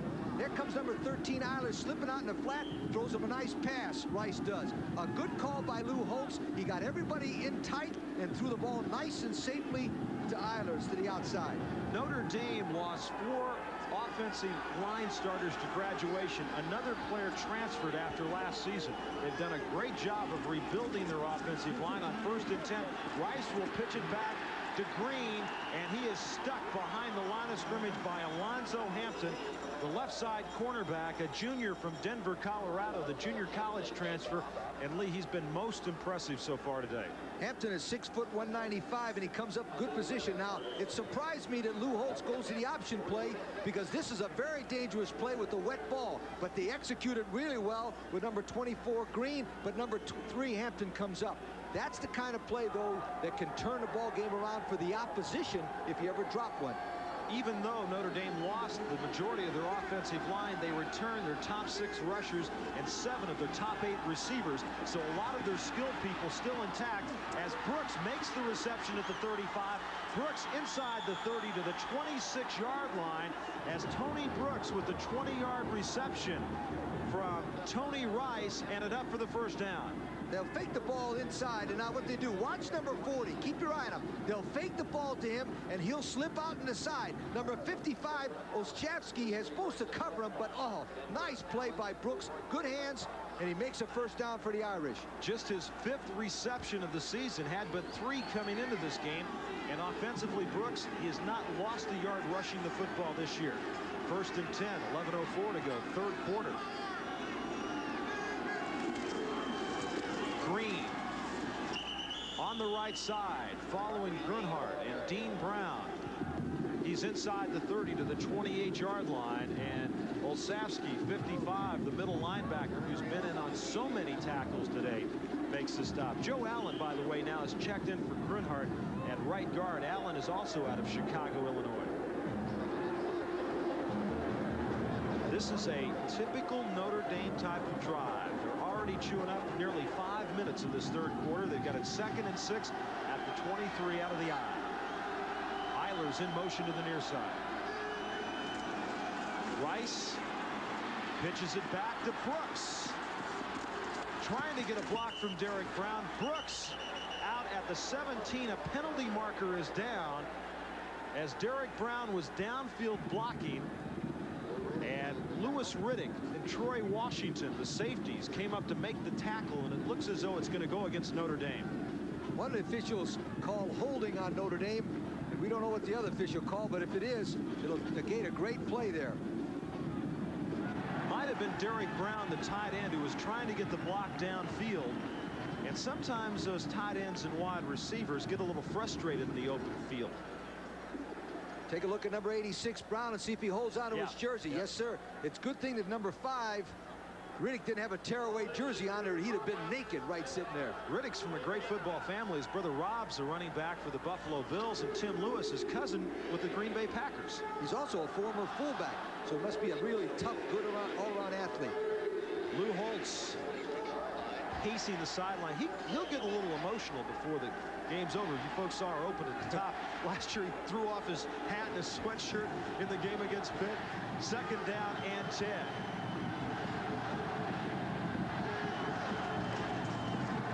Reverse. Waters loses it.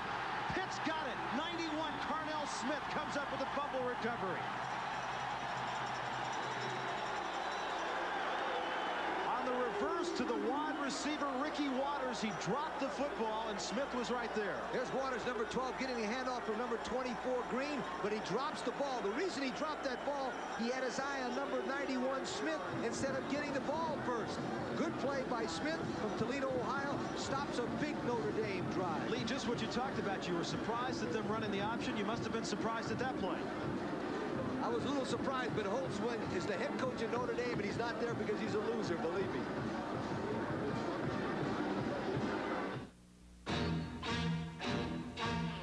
Today's game is being brought to you by your local authorized Porsche dealer.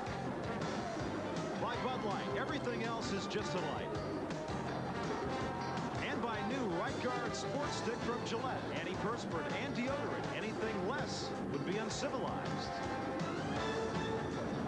Roger Schweibel, Lee Corso here with you at Pitt Stadium. That is the Cathedral of Learning that you see in the background there. 43 stories where they hopefully hope that the elevators work every day so the students can get to their classes here at Pitt.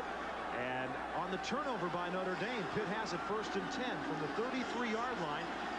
9:52 to go, third quarter. Tootin in motion to the near side. Kervin Richards. Richards, the good cut. Up to the 40-yard line. George Streeter, 27, got him low, and then Pat Terrell came up and stuck him high. Yes. Nice backfield action that time. Keep your eye on number 77. Stepnowski makes a good block on number 50, Zorch, and gives the man a chance to run the football. Now Pittsburgh has come out with 2 tight ends and sent in flankers. They're now going to try to win the ball game up front. It's not often the strongest man in your team is an offensive lineman, but Stepnowski is just that, an Outland and Lombardi Trophy candidate. 2nd down and 3. Dickerson looking downfield, but his receiver wasn't looking at him. He turns it up. Dickerson slides safely to the 47-yard line. 16 yards on the carry. Streeter made the tackle, and let's take a look at what Pitt's done, Lee. Well, Pittsburgh started off didn't do too well. They come out with a fumble, but then they hit a long touchdown pass when they lulled Notre Dame to sleep. They had another punt. They moved the ball pretty well one time, but had to fumble. But then they come down to another time and punted. But the biggest play right here is after the touchdown, right there. That fumble in the end zone was the difference between the 17-14 deficit and being ahead of Notre Dame. Of course, Dickerson made that fumble going into the end zone. He had 2 chances to get it before Smigala fell on it. Getz has come out of the game, the left guard, and Bill Cherpak, 73, a junior from Munhall, Pennsylvania, has checked in. Crossman in the slot to the right. Dickerson on 1st and 10. Down at the 30-yard line, Osborne, the intended receiver, a senior from Wildwood Crest, New Jersey, but Wes Pritchett was there on the coverage. Osborne, a triple threat, a basketball, a baseball, and a football player here at Pitt. Good blocking in the line right there. Number 77, Stepnowski makes a good block on number 70. Good play. Now, one of the reasons why they're good pass protection, good pass protection, Roger, is they're faking the ball and freezing those linebackers and then throwing the ball over their heads. 2nd down and 10. Draw play. Richards. Down to the 31-yard line, where 38 for Notre Dame comes up to make the stop, and that's Flash Gordon. And Lee, that's the first time we've called Flash Gordon's name today. And it's the first time they run the draw play. Great draw play. Great call right there, because they got the Notre Dame people thinking pass, drop back with bait, and hand the ball to Richards, number 27, who accelerates through the hole. Good play, Richards. Gordon is a senior from Hillside, New Jersey, 6'3" and 214. He has been one of their outstanding defensive players. Hasn't been that active today. 1st and 10, 8:18 left to go. Crossman in the slot to the near side. Dickerson throws it away as he was dropped by Frank Stams back at the 49, and they're going to call it an incomplete pass. It was in the general direction of 2. The Notre Dame fans are yelling they want that to be intentional grounding. If you watch number 50 inside George, he's a good football player, but he's getting hit by the left side, by the right side. Then number 64, Calaguar, gets a that block right there. And then he jumps on him and pins him. 1, 2, 3. Pin. Got it. Is that the Italian flag? I hope so, because they had a big parade downtown today. Did you see it? I did. The Columbus Day parade, weren't you? I was the Grand Marshal. 2nd down and 10. Ball at the 30-yard line. Pitch back to Richards. Room on the left side. He gets down to the 26-yard line. Chris Zorich, the nose tackler, who came into this game with 18 unassisted tackles and 30 on the season, makes the stop. Zorich, boy, just a perfect size for a nose tackle. 6'1" and 260, and Holt says you can't get him out of the weight room. He was a Chicago Vocational High School graduate. He was a former linebacker, so he's got good instincts in the middle there. 3rd down and 7.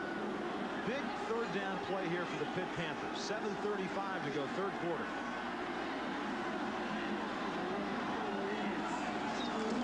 Draw play to Richards.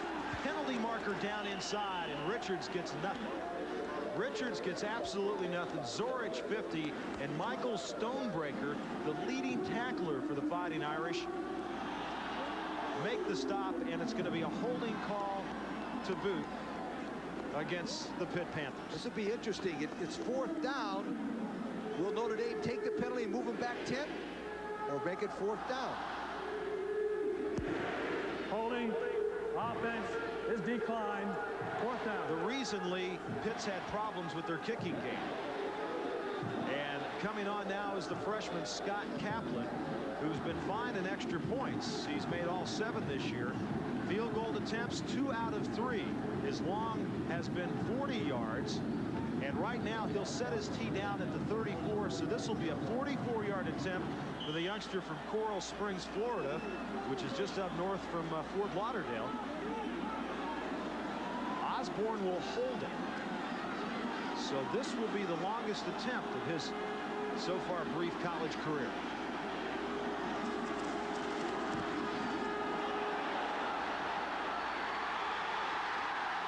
He got it.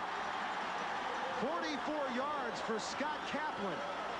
And Pitt is tied it at 17 with 7:04 to go.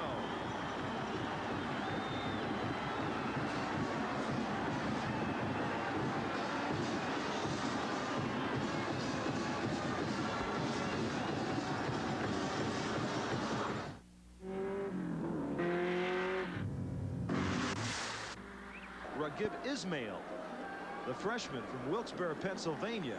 And Notre Dame University, tied at 17, 7:04. And Lee, this is what's happened when Notre Dame has turned it over. That happens in most games. You notice the teams that make the less mistakes usually win the ball game. The point I make right in here is the fact that that one interception was a great long play, almost like a punt. So that really wasn't a bad play. Ismail 8th in the nation in kickoff returns, and that ball scoots low and through the end zone. So Notre Dame will have it 1st and 10 from their own 20-yard line. And I'll tell you, it's been a very murky situation, the kicking situation here at Pitt. Van Horn, who had been a solid kicker for him a couple of years ago, just really didn't come through earlier this year. Their punter quit the team earlier this season, as Lou Holtz now looks on, tied at 17 with 7:04 to go. And it'll be interesting to see now what sort of offensive plan they have at this particular stage after fumbling on the reverse the last time down the field after they had moved it with some solid play right up the middle.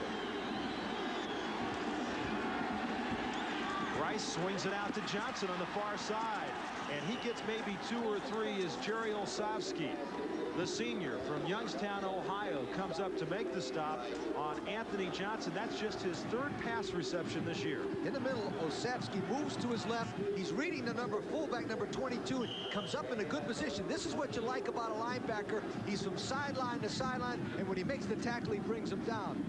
Olszewski is an excellent football player. He's the key to the Pittsburgh defense inside. Look, there's no neck thing around his neck. I mean, you know, no pads. He's just a tough player. 2nd and 6. Inside reverse, they give it to Brooks. Brooks does a great job spinning ahead across the 30 to the 32. And Lee, there was a good example of what you always told running backs as a coach: keep moving your feet, because that's what he did. Absolutely. This is a counteraction play. Watch him fake to the left and then come back and pull to the right. 52, Ryan, 66, Heck are pulling from left to right. They get a good block, but right here is where you find a good running back. Count the number of yards that Brooks makes after the initial contact. 7. That's a great back. You get hit and you spin. You get hit and you spin. That's right. Both wide receivers, Ismail and Eiler, split to the near side on 1st and 10. Rice will tuck it under and go. He trips across the 35 to the 37-yard line. And as of this point in the game, Lee, Tony Rice this year has as many yards rushing as he does passing. Rice is a great all-around quarterback, a great all-around athlete, too. The one thing Rice has got to do and understand in this ball game is he cannot win or lose this game by himself. On the rollout, this is a pre-designed run. If you'll notice, number 22, Johnson, does not get the block, but Rice is on his way to run anyhow. Rice cannot try to win this ball game by himself. He needs the entire team. So far today, he's rushed for 43, passed for 54 on 2nd and 6. And right up the middle for a gain of just a couple is Tony Brooks. As Sims, number 89, made the stop. One thing about Tony Rice is that in the spring game this year, as you take a look at Olszewski right here, remember we talked about Olszewski? He's the key to the inside defense. Notice how he stayed low, kept his butt tucked, and drove right through the blocker. He's an outstanding linebacker. He's very good from tackle to tackle. I was going to mention that Rice in their spring game this year, Lee, threw a couple interceptions, didn't throw a touchdown pass, and Steve Bellis, the 3rd-string quarterback, was the MVP of the spring game. So he didn't come off a good spring, but he's had a great year so far. On 3rd down and 5, the reception by Ismail at the 47-yard line, where Alonzo Hampton drives him out of bounds, and a big 3rd down play right there for Notre Dame, and Rice showing you a good arm. Ismail, I like this. Watch him. As he comes down, he'll break to his right, but watch the way he catches the ball and protects it right there. You notice that? He looked it right into his hands. He knew the ball would be wet. He caught it, brought it in. He's only a freshman. His high school football coach did a nice job of teaching that young man how to catch a football. 1st and 10, 4:32 left to go, 3rd quarter. Right up the gut. That was Ryan Mahalko, who has just checked into the game, and Mike Chelensky makes the stop. As we'll check out some scores for you from around the country right now. USC leads Oregon 27-0 in the 3rd. Washington and Arizona State. Washington 10-0 in the 4th. Louisville leading Tulsa 9-3 in the 4th quarter. Southern Mississippi doing it against Tulane in the 4th. And Indiana 41-7 in the 4th quarter against Ohio State. What about those Hoosiers? Break them up. 2nd and 7. Rice keeps it. Rice has the 1st down at at the 42-yard line. Curtis Bray, the freshman from Monroeville, Pennsylvania, number 58, makes the tackle. One of those 11 true freshmen on the Pitt roster. Watch a tremendous fake. Everybody in the ballpark, including yours truly, thought he had the football, but now he goes inside and makes it down to the first down. The one thing that Rice has got to be careful for when he breaks it into the inside like that is the fumble, because everybody's trying to strip the football from him.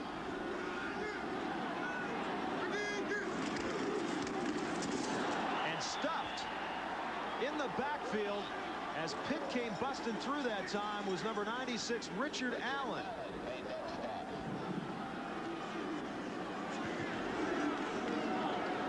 And that'll bring up a 2nd down and 11 with 3:15 to go, as Tony Brooks will check into the game.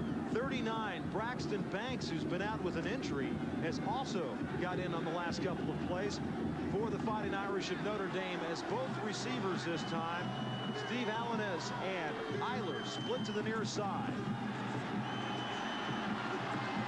Rice has Banks inside the 15 at the 14-yard line. And Braxton Banks, who they thought would not play today, makes the reception 29 yards from Tony Rice. Excellent play that time. He fakes the ball inside, and when everybody freezes inside, Banks goes down the sideline and up the right-hand corner, but I like the way he threw that ball right in front of him to give an opportunity to catch it. Terrific play. Nice throw that time by Rice. He stood right over his left foot like Lou was telling us. Good fundamental pass. Eiler splits to the near side. 1st and 10 from the 14-yard line. 2:34 to go. Make that Brooks to the 11, where Jerry Olszewski, 55, is in on yet another tackle. He came into this game with 33 unassisted tackles and over 50 total. And he is going to be over 100 for the 3rd year in a row.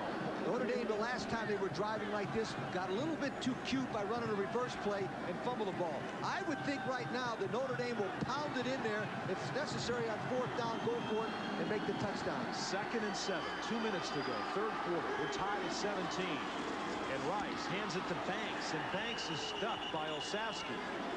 Well, I just can't. This kid has really got the old cliche nose for the football league, but I mean, he really, sideline to sideline, his lateral movement is exceptional.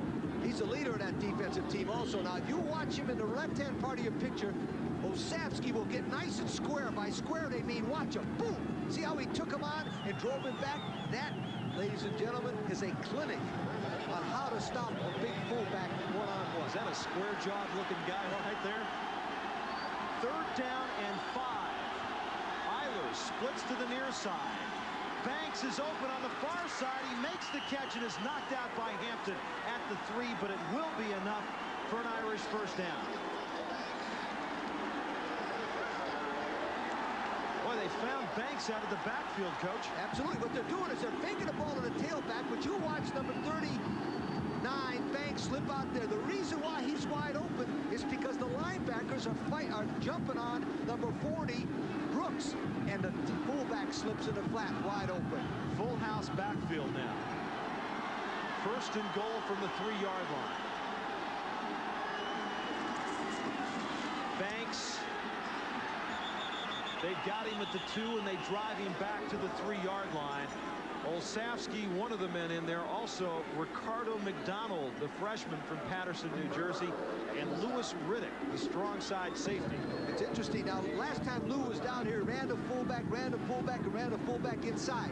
Now what he's done is he's changed. He's running the fullback in there, but he's got a lead blocker protecting the outside so they can't get to him too quick. They like to go to the left side down by the goal line. That's Heck 66 and Ryan 52.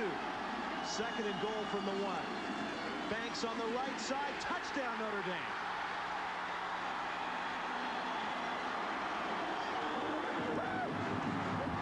There is a guy that didn't even play in the 1st half.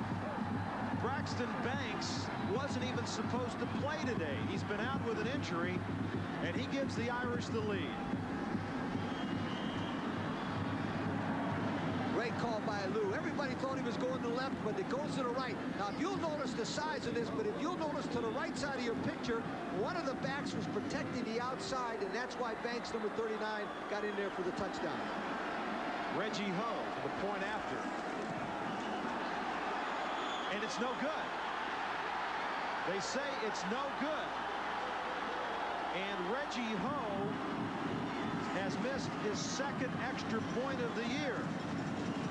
He had made 13 of 14 coming in. Watch his left foot, because usually when they miss, yes, he's too close. When he brings the left foot there close, he swings it to the left. It looked like... I don't know. That looked good to me. We'll take a closer look when we come back.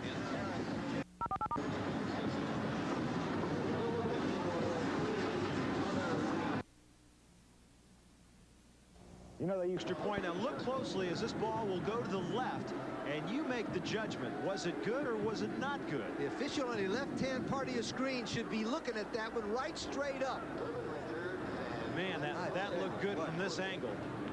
They said it was no good, so with 34 seconds to go, third quarter, it's a 6-point Irish lead as Billy Hackett gets set to kick it off. Now, if there is a long field goal attempt, Hackett will be the man to do it, not Ho. And the up man will take it for Pitt. That is one of the tight ends, one of the backup tight ends, number 87, David Tanzos, and he gets it up to around the 30-yard line. Banks, 39 is going in, but right-hand side of your picture, watch 13 Eilers right there. You notice he was blocking the outside because before, when Holtz was running that play, the outside man was knocking him down. What a great piece of strategy. He changed the blocking scheme, and 13 Eilers blocked the man on the outside. 14 plays, 80 yards, 6 minutes and 30 seconds. Banks, a junior out of Hayward, California, wasn't expected to see any action today, has become a key man now for the Fighting Irish. 30 seconds to go. Third quarter. Dickerson looking deep to Osborne. Good defensive job by Todd Light, number 1, and also Pat Terrell as they tried to get Osborne deep. Let's take a look now. Houston leading Texas A&M by a deuce in the second quarter. Also in college football, Utah has beaten New Mexico by 6. BYU big over Colorado State in the fourth quarter. Stanford leading San Jose State 41-12 in the third. Also out west, Washington State must be for real, 27-6 over Cal. They've beaten a couple of Big Ten teams and Tennessee. Second and 10. Handoff up close and up the middle. That's number 22, Ronald Redmond, who's checked into the game. Redmond across the 30, and Reggie Ho pondering the situation on the sideline.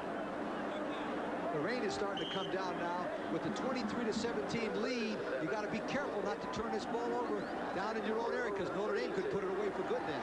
And we've completed 3 quarters of play. We'll be back with the final 15 minutes right after this.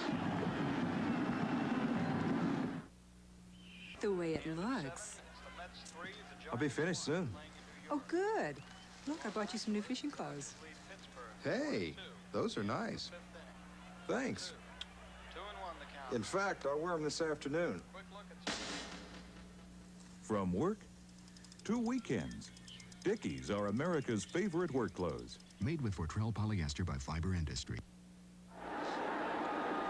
Roger Twyville, Lee Corso with you at Pitt Stadium as we get set for the final 15 minutes. Notre Dame leads 23-17, and that missed extra point attempt by Reggie Ho is going to loom large here as it is a 6-point Notre Dame lead. Pitt has the ball. 3rd down and 7 at their own 32-yard line. 3 wide receivers now. Reggie Williams splits to the near side. Osborne and Tootin to the far side. Dickerson near side. Williams has it, first down. And a penalty marker. A penalty marker is thrown. DeJuan Francisco, 32, was over on the coverage, but it looked like Andre Jones, number 7, might have come in and got a late hit.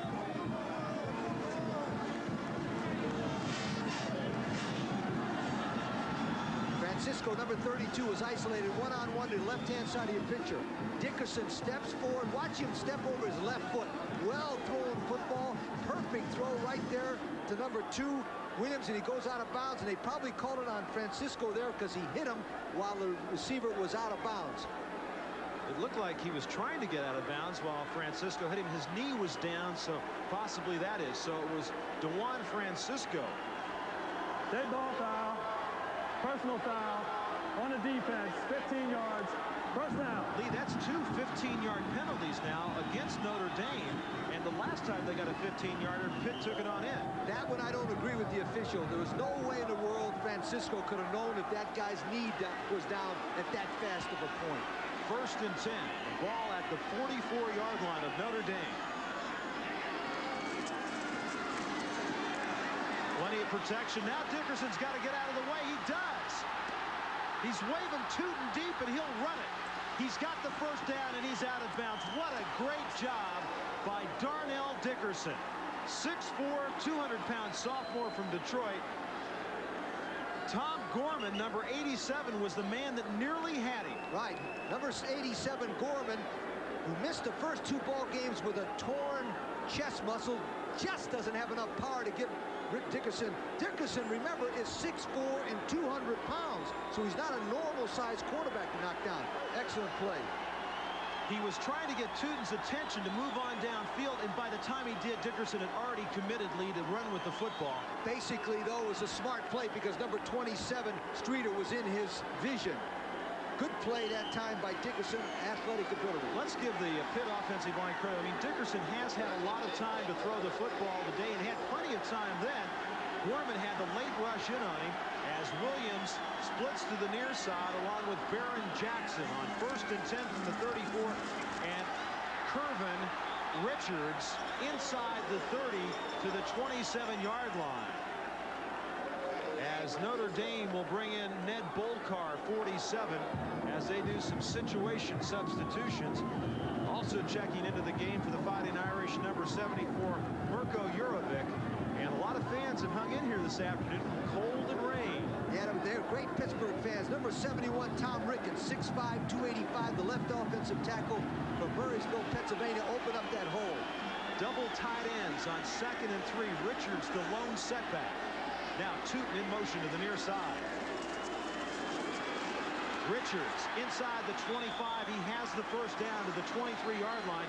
Zorich, number 50, and Ned Bolkar, number 47, make the tackle. And there is Reggie Ho. He's got to feel like Jones, the U.S. Olympic boxer, got that fight stolen from him in the Olympics. That'll be a controversial call, but from our angle, it certainly looked like that extra point was good. But that official is designated to stand right underneath that pole and do nothing but look up. Now, if he blew that one, he must be blind. Must be human. 23-17. Notre Dame a 6-point lead. 1st and 10. Crossman in the slot to the far side. And whistles, penalty markers, and they didn't get it off in time. Lee, let's talk about this. What usually causes that?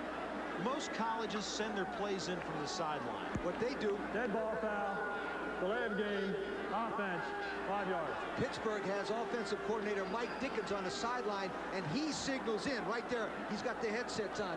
He's talking upstairs to Jack Harbaugh, the former head coach at Western Michigan, who helps him, and Steve Corey, who also has father is the backfield coach of the Los Angeles Rams. Mike Godfrey does not call the plays, but he makes some strong suggestions. You know what I mean? I got you. 1st and 15 now. Now look at Osborne, number 12, right behind Dickerson, comes in motion to the near side. And Redmond, 22, is wide open, and Dickerson doesn't get it to him inside the 20 to the 19-yard line. Todd Light was over on the coverage. 4th quarter scoring this season. Notre Dame has outscored their opponents 27-10. Pitt's opponents have outscored them 39-21, and folks, in the last 2 games, their opponents have outscored them, or have scored 32 points in the 4th quarter of their last 2 games. And both of those losses, by the way, to Boston College and West Virginia. Now, 2nd down and 15. Tootin to the near side. Williams to the top of your screen. Dickerson looking for his tight end, Vernon Kirk, and a penalty marker down. And Lee, when you look at this, yeah, this is not right. This is maybe incidental contact. No. You cannot have pass interference on a non-catchable ball. You better pick that thing up. That's not a good call. No, because the ball was way behind him. That's right. And the rule says specifically you cannot have pass interference on a ball that's not catchable. George Streeter, 27, was the man that made the contact with Vernon Kirk. But this will be another questionable call. Folks, I want to tell you, Lee Corso knows the rules of football. Pass interference, defense, it's a spot foul, first down. Better than anyone I've ever been associated with in the game. And this is Dickerson back to pass. Bottom of the screen now. Take a look at it. Was this ball catchable? Now just watch it. If the ball is not catchable, that thing is 7 miles over his head. That was a bad call by the official because you can't have pass interference on a non-catchable football. So it goes from 2nd and 15 or a 3rd and 15 to 1st and 10. Richards turns it up inside the 20. Streeter, 27, came up from a safety spot to make the stop. A gain of a couple for Kervin Richards, who has had a productive day, not as good as last week against Boston College when he became only the 2nd freshman outside of Tony Dorsett to rush for over 200. Streeter's been a busy guy and got to be kind of a frustrated player right now after that call. Good player, though, 212-pounder from Chicago, Illinois. 2nd and 8, 12:15 to go in this football game. Darnell Dickerson turns it up, and he gets to the 16-yard line. Chris Zorich, number 50, and Wes Pritchard make the stop. Let's go to our ESPN studios and Tim Brando. Tim? All right, Roger, another Heisman candidate at a quarterback position outside of Rodney Peete and Troy Aikman. His name, Todd Ellis, and legitimately a Heisman candidate, but a bittersweet day for him. In the first half, he's picked off by Roger Brown. That's a 47-yard touchdown for the Hokies. Then 3 plays later, Ellis is picked off again, this time by Leslie Bailey.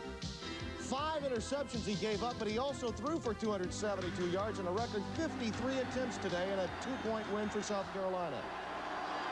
3rd down and 7. Dickerson throwing it to the end zone, and not a chance over there. Henry Tootin, the intended receiver, Todd Light on the coverage, and that'll bring up a 4th down. Dickerson did a smart thing that time. Light, number 1, had excellent coverage. He threw the ball out of bounds so they'd have a chance to kick the field goal. Good play by Dickerson, number 15. So Scott Kaplan comes into the game right now, and Kaplan, who's had 1 field goal so far today, his longest of his career, 44 yards, will place the tee at the 24-yard line. A 34-yard attempt from the left side of the field. Osborne to hold.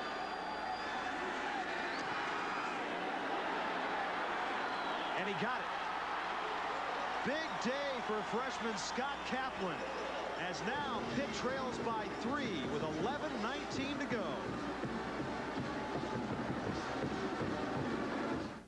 A performance you won't forget. It's about 34, 35 degrees. It's raining right now. That football lead becomes very heavy for the kickers at this stage of the game. And Kaplan to kick it off. He's done a stellar job this afternoon. And he just squibs it, just sends it down the field, and maybe somebody will fumble it, but picking it up there for Notre Dame, number 36, one of the up men, Don Grimm, a linebacker, and he brings it to the 35-yard line. Eric Holsworth makes sure he goes no farther than that. And so our situation here with 11:15 left to go, a 3-point, 23-20 lead for Notre Dame. This is very important. Notre Dame must move the ball, keep the clock moving, and get down, at least get 3 points, but most important, keep the clock going. In the backfield for the Fighting Irish, Anthony Johnson and number 24, Mark Green, both wide receivers to the far side. And look at this play right here. Trapped up behind the line of scrimmage, 38, Mike Chalensky, a freshman from Kenilworth, New Jersey, was the man that initially got there, and then Alonzo Hampton finished him off. Chalensky on the left-hand side of your picture gets penetration. Watch him. He's big, tall kid. He forces Green to the outside, and now the pursuit. Hampton, number 3, 7, comes up there right. Good pursuit. Chalensky, Lee, taking the place of Bert Grossman, who had to leave the game. And the freshman, one of 11 true freshmen seen action for Mike Gottfried's Pitt Panthers, makes the big play there. 3-yard loss. It's 2nd and 13 now as the wide receiver split to the near side. Rice going to Ismail, and it's incomplete at the 47-yard line. Hampton, number 3. And Olszewski, 55, back on the coverage as the rain comes down here in Pittsburgh, PA. The ball not only gets wet, it gets heavy. And when it gets heavy, you have a tendency to pull it short. And that's exactly what happened to Rice that time. He didn't follow through, and the ball went down short. Rice had completed his last 7 passes before that incompletion. He's 9 of 14 on the day for 100 yards, but the 2 interceptions. Now, 3rd and 13. Eilers splits to the near side.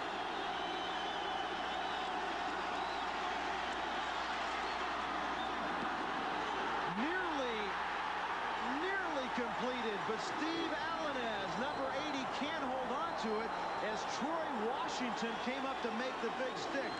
Perfect pattern. The pass was there, but a great defensive play. And the senior, 6'2", 190 from Duquesne, Pennsylvania. Watch him, number 43, react to the ball. Right, he closes to the ball, which means he gets there real quick as soon as the ball was in the air and knocks the ball down. That was a tremendous football play by Troy Washington. Sexton back to punt. Penalty marker goes down. Penalty marker down as Hampton loses it and then falls on it. Penalty marker is down, though.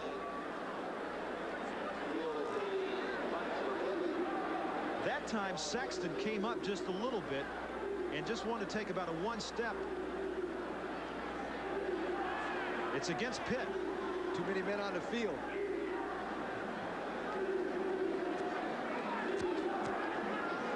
It's not long enough. It will probably Notre Dame in this case with the ball 25 on the 25-yard line will probably maybe decline it. I can't tell exactly what it. Well, I don't know. Godfrey's getting after Hampton pretty good on the sideline over there, but it looks as though Notre Dame is going to accept the penalty. They've sent their kicking team back out on the field, and they'll step it off against the Panthers of Pitt.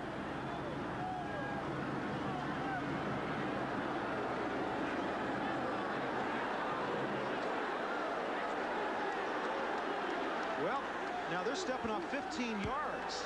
Illegal participation on the defense, 15 yards, previous spot, first down.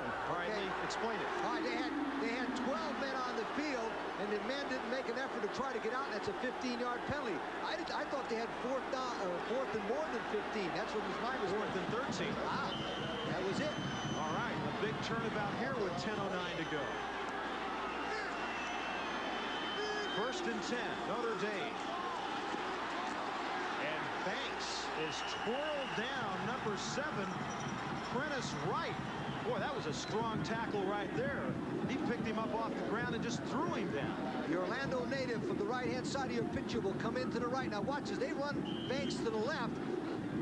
Wright comes up real good and knocks him down. What I like about the Pitt linebackers, every one of them hit and drive the man back. That's good linebacker He's play. 5'10", 205. Braxton Banks is 6'2", 235. Speed is power. He was running faster than Banks.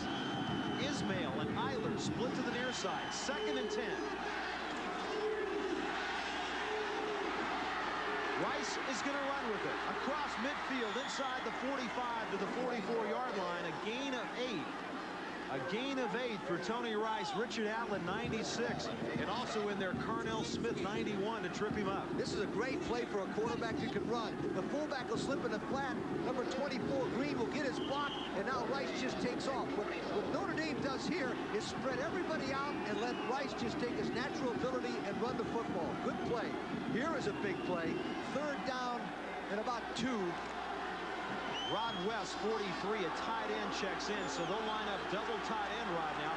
1 wide out on 3rd down and 2. They give it to number 40. That's Tony Brooks, and he's got enough for the first down. He was down to the 41. Now let's see where they put the spot. It's going to be at about the 41 and a half. They moved it back. Now they're going to bring the chains in and take a look at it. So with 8:36 left to go. The left side of the offensive line, they like that. Number 39, Banks, makes a great block, though, that gives him just enough room for Brooks to make the first down. The play there not only was good offensive line play, but number 39, Banks, is the guy that makes this play go. Now, the offensive line will do a good job on the left side, but watch number 39 right here. He blocks the man right in front of Banks that lets him get the extra first down. Zelensky nearly had him in the backfield, but couldn't bring him down. 1st and 10. 8:28 left to go. Notre Dame leads it by 3. They give it to Brooks again. He's inside the 40, still running hard down to the 36-yard line. And let's go to Tim Brando. Tim? All right, Roger, thank you. Speaking of the Heisman candidates at quarterback, how about Troy Aikman? Watch this effort in the game against Oregon State. On his back, nearly flat on his back, to Irwin Anthony for the touchdown. And early in the first, the Bruins lead the Beavers 7-0. Back to Roger and Lee. 8 minutes, 7:58 now. 2nd down and 5 for Notre Dame. Ismail comes to the near side. Eilers at the top of your screen. Now Eilers in motion. From the 36-yard line, Rice inside the 30 to the 27. That's another Notre Dame first down as Troy Washington and Louis Riddick. And now Olszewski starts getting into it with Braxton Banks. Olszewski is tough, isn't he? Watch him to the inside.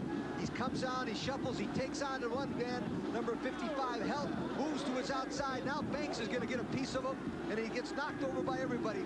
I promise you, tell you what, Olszewski's a good football player. That was a great block, legitimately, by number 39, Banks, though. He just muscled him over. I just don't think Olszewski likes the fact that Banks stayed on him for a while.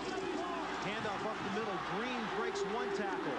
Spins down to the 21-yard line. A gain of 8 on that play as the clock continues to run.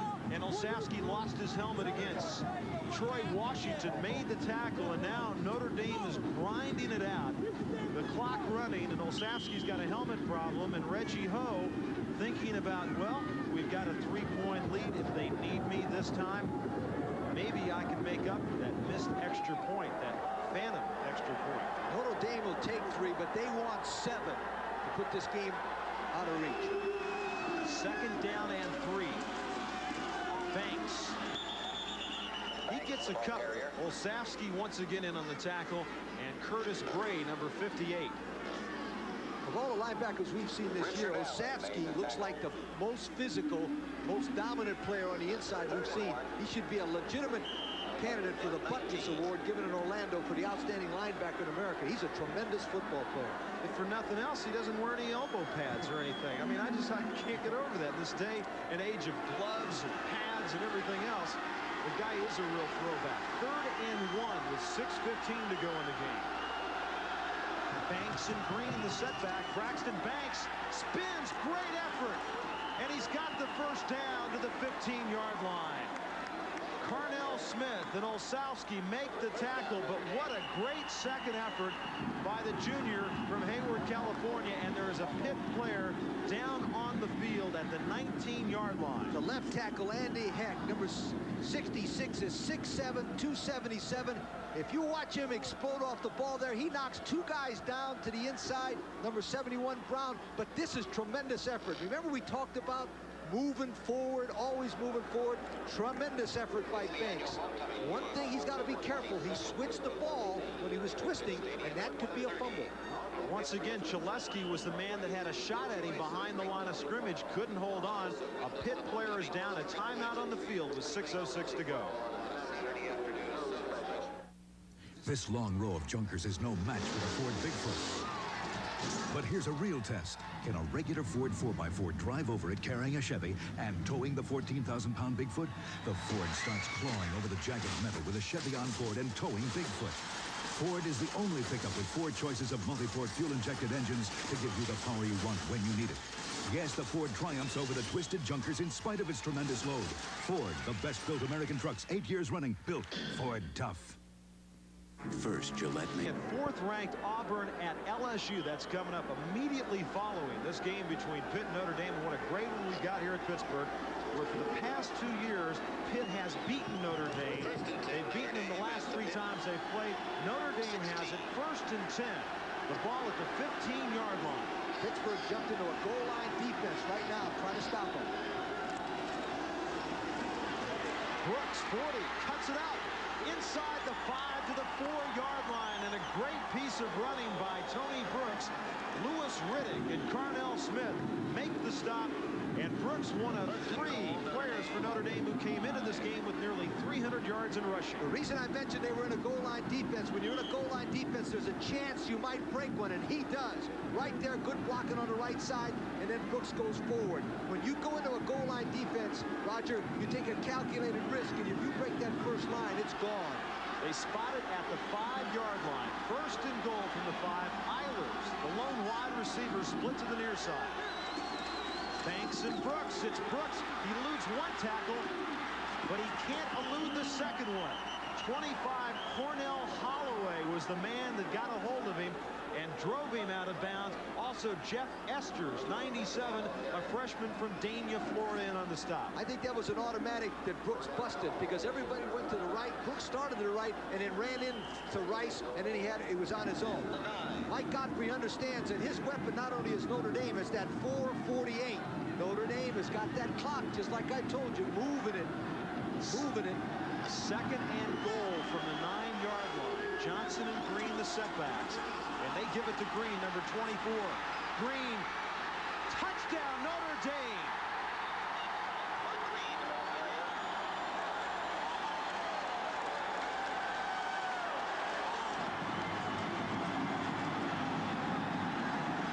Mark Green, the 9-yard touchdown run, and Notre Dame leads it right now, 29-20 with 4:32 to go. The right side of the offensive line does a great job, but also Mark Green, number 24. Watch. 1, 2, 3.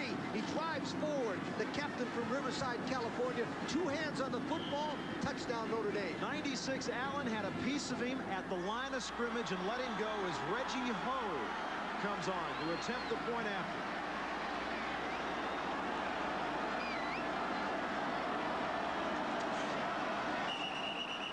Penalty marker goes down as some Pitt players on the left side of the line, a little anxious, and made some contact.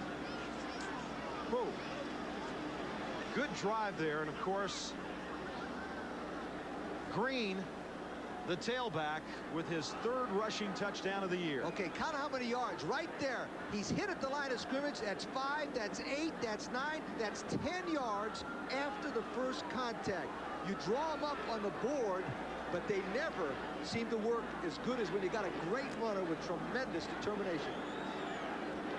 Dead ball foul, illegal procedure, offense, 5-yard penalty. Penalty's going to be against Notre Dame, but the key to this drive was a penalty against Pitt. 15 yards. On a 3rd down and 13 on a punt by Notre Dame.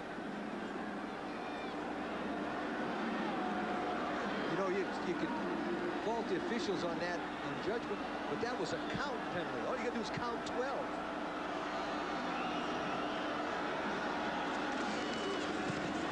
Reggie Ho, and that one's good. So with 4:32 left to go, Notre Dame leads Pitt by 10. Mark Green with the touchdown and the reaction from head coach Lou Holtz.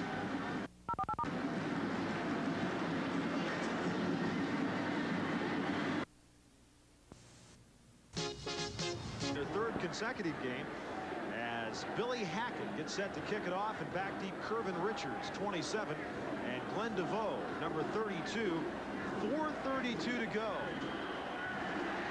And a 10-point Notre Dame lead, and he'll just squib it down the middle, and one of the upbacks, and that's Tanzos, the tight end. And lots of times that situation, you like to see him turn it around and throw it back to one of the good backs.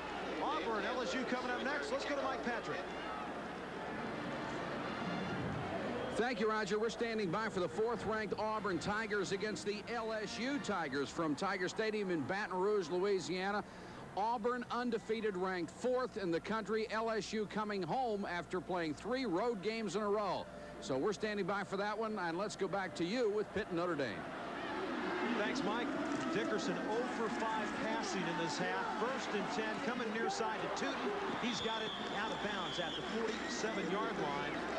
On the coverage over there, Flash Gordon, number 38. 4:20 left to go. Timeout situations. Each team has their complement of 3 timeouts remaining. Dickerson made a good play that time. He threw the ball to the nearest sideline, catch the ball, run out of bounds. Mike Gottfried has a well-coached football team in this 2-minute drill. They'll go to that right now and try to score quickly and kick an onside kick. Osborne in the slot to the near side. 1st and 10. Tootin, the intended receiver, incomplete. Flash Gordon, once again, number 38, over on the coverage.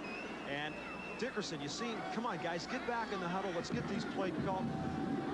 4:15 lead, 3 timeouts. They go to their 2-minute offense right now. They have to. The reason why is because they can't stop Notre Dame if Notre Dame gets the ball again. So they've got to score quickly and try to kick an onside kick. I know Mike Gottfried thinks he's got enough time if he can just get down and get a touchdown within the next 2 minutes. 2nd down and 10. Crossman is the lone setback.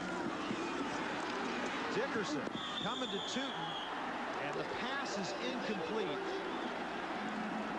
The pass incomplete as 87 Tom Gorman is cruising around over there on the coverage for Notre Dame. Dickerson 10 of 22, 191 yards and 2 touchdowns.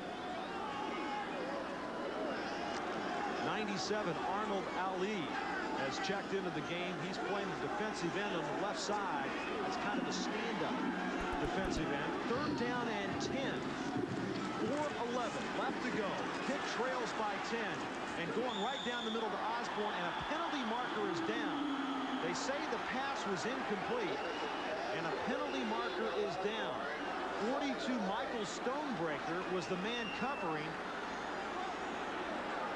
And it appears as though the penalty is going to go against Notre Dame. If it's pass interference, it's an automatic 1st down right there.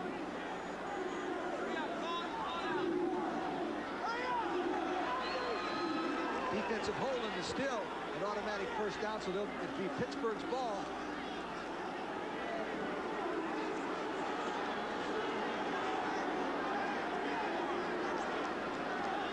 Four minutes, 5 seconds left to go. Penalties have been a big factor in this game today. Defensive holding, 10 yards, previous spot, automatic 1st down. So that'll be an automatic 1st down for Pitt. Keeps them alive. Tootin, number 81, talking to Dickerson back there. Stonebreaker, number 42, is the man you're going to watch on the right-hand side of your picture. Now remember, you cannot hold up a defensive man, an offensive receiver who's trying to get past you. Right there, Stonebreaker, was he on him? Who knows? The officials thought so. 1st and 10. The ball's at the 43-yard line of Notre Dame. Dickerson, he's got room if he wants to run. He's got to do something, and he finally gets out of bounds at the 40-yard line. Dickerson is always throwing to the left, if you notice. The reason why he's looking to the left is because that's the short side of the field. But Barry Alvarez, the defensive coordinator for Notre Dame, has started to change his defense and flooding that area also. So watch for Dickerson to throw the ball to the right side or to the right corner and try to get a touchdown. Look at the Notre Dame bench. 2nd and 8 with less than 4 minutes to go now. Tootin split to the near side. Reggie Williams at the top of your screen. He's got all day if he wants it. And now he's going to run it. He'll go for the 1st down marker as he is chased out over there by Michael Stonebreaker. It'll be very close to the 1st down. And let's go to Tim Brando. Tim? In the Rose Bowl in Pasadena, Roger, Troy Aikman working his magic again. This time he'll look for David Keating. Nice pass. Even better catch. And the Bruins lead 14-0 over the Beavers of Oregon State. Let's get back to Pitt Stadium. Roger Quibble and Lee Corso. Thanks, Tim. So the Ducks and the Beavers having a little trouble with the teams from L.A. today, and Pittsburgh having some trouble with Notre Dame. 3rd down and less than a yard. Crossman is the lone running back. Quick pitch. He fumbles the football. but Pitt falls on it. Crossman fumbled the football in 62. Roman Matus, the right tackle from Newark, fell on it. Now let's see where the spot is, because if he fumbled it behind that first down marker, then it's going to be a 4th down.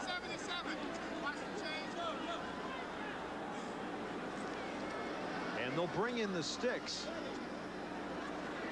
And they barely have enough for the first down. Okay, there's 3:39 to go. Remember, I said that they got to try to score and have at least a minute and a half to 2 minutes on the scoreboard. So they've got 1:39 to score and get the onside kick. A little toss play to your right. Crossman's got it. He's stripped right there by one of the Notre Dame players. And Matus. That was Flash Gordon, number 38, that stripped the football away. 1st and 10. Dickerson having a hard time finding somebody, but he finally gets Reggie Williams, who stops the clock as he gets out of bounds at the 25. Flash Gordon back there on the coverage that time. Gain of about 8 on that play. You notice they're throwing the ball to the sidelines. The reason they're doing that is as soon as a man catches the ball, the receiver is instructed to get out of bounds and stop the clock. That way they save one of those 3 timeouts. Lee, in the Pitt offense, a tight end is really not viewed as a pass catcher. He's more of a blocker. But watch him down the middle. 2nd down and 3. 3:19 left to go. Dickerson escapes from trouble and gets it out of bounds, and Frank Stam's putting a lot of pressure on. And I want to tell you, Tom Ricketts, the left tackle for Pitt, might have been called for holding that time. Ricketts is probably a #1 draft choice as an offensive left tackle. And the reason why the pros like him so much, number 71, is left-handed. And that means on the left side of the pros, he can use his left hand to punch out at those defensive ends. They like him. They think he's a first-round pick. And the scarred hands of the defensive players on the Pitt bench is all they can do is sit and wait now for their offense to do something. With 3:14 to go. 3rd down and 7. The 29-yard line. Dickerson. Intercepted. Intercepted by number 97. That's Arnold Ali. He brings it back to the 38-yard line. And Notre Dame with 3:04 left to go and a 10-point lead appears to be in good position to get their first victory against Pitt in the 1980s. The reason that play was intercepted is when the quarterback is flushed out of his pocket, you never throw the ball across your body. Now watch, Dickerson will be rolling to his right. He'll throw the ball across his body. When he does that, he doesn't have enough zip on it, and there's always a defender. Ali has enough athletic ability as a true freshman to pick it off. So Notre Dame takes it 1st and 10. Remember, Pitt has 3 timeouts left. They'll hand it to Green. He's got both hands across the football as he gets across the 40 to the 42. The turning point in this game, folks, well, if you're with us, right before the half, Darnell Dickerson, the quarterback for the University of Pittsburgh. 58 seconds remaining. And Lee, take it from there. All right, he goes on an option play, cuts it in. He drops the football right here. Nobody hits him. He's not tucked the ball away. It drops. All right, that's number 1. Number 2, jump on it. Nope. Number 3, jump on it again. Nope. Number 4, a leprechaun jumped out and got it for Notre Dame. Difference between win and lose. 2nd down and 6 as Brooks takes it around the left side, and he's got the first down across midfield. If the ball just goes out of the end zone, I mean, at least that's a better deal, right? No, it's not. That's not as good as Notre Dame's ball. He should have jumped on it. He just jumped on it. But I tell you what, you know, Notre Dame has got great tradition. The all-time winning percentages of Newt Rockne and Frank Lady are 1 and 2 in the history of the game. Rockne lost 12 games in 13 years, and Leahy lost 11 in 11 years. You think that's tradition? There's a young man right there, Darnell Dickerson. He's feeling a little pain as we come to the 2-minute mark in this game. And Notre Dame has it 1st and 10. They've marked it at midfield. And Green maybe gets a yard. Now, what this will mean today, if this score stays the way it does, as we've got a timeout with 1:50 left to go. And we'll be back to Pittsburgh right after this. 49-yard line of Pittsburgh. Full house backfield. And they'll cover it up, keep it on the ground. as Green turns it outside, and Green with a first down inside the 35 to the 34-yard line. And Notre Dame and Mike Gottfried of Pitt. It was a great battle this afternoon. We told you about the one turning point. The other turning point, 10:09 to go. The 15-yard penalty on the 4th and 13 against Pittsburgh. And then at 4:32 after that penalty, Notre Dame knocked it in. So over 5.5 minutes later, and that a big factor. At that time, it's just a 3-point game. And of course, Tony Rice and Notre Dame now the clock running with 1:20 left. Brooks will take it around the left end, and he is stopped at the 36-yard line. Coming up next, of course, from Baton Rouge, it'll be number 4 Auburn and LSU. What does this mean to the two teams? Well, of course, for Notre Dame, this means that they go to 5-0, and Lee, they're looking to play in back-to-back January bowls for the first time in a decade. And next week, kind of a mini bowl game against Notre Dame. That ought to be a great game. But Miami's a tremendous football team. Throws the ball very well. Will test Notre Dame's defensive secondary. But Notre Dame has a mystique when they play in South Bend. They're tough. 1:10 left to go. Timeout on the field. A win over Michigan. A win against Michigan State. They beat Purdue. They beat Stanford. And they're in the process now of beating Pitt. And what about the rest of 1988? Well, Miami next week, and then Air Force. Navy at Baltimore. Rice, that takes the place of SMU on the road. Penn State, and then at Southern Cal. And it's interesting to note that 7 home games this fall for Notre Dame, the first time in their history. And that has to do with the SMU situation, because they dropped, of course, football for this year. And Rice was added. That's a home game, so Notre Dame with the home schedule. And Eilers, 13, will carry it around the right side inside the 30 and out of bounds. That stops the clock with 1:04 to go down at the 29-yard line. Meanwhile, Pittsburgh will fall to 2-3. This will be their 3rd consecutive loss, Lee. And all of a sudden, the situation for Pitt as the new quarterback is Kent Graham into the game for Notre Dame. Well, they won against Northern Iowa, as expected. They beat Ohio State, but who knew about Ohio State at that time?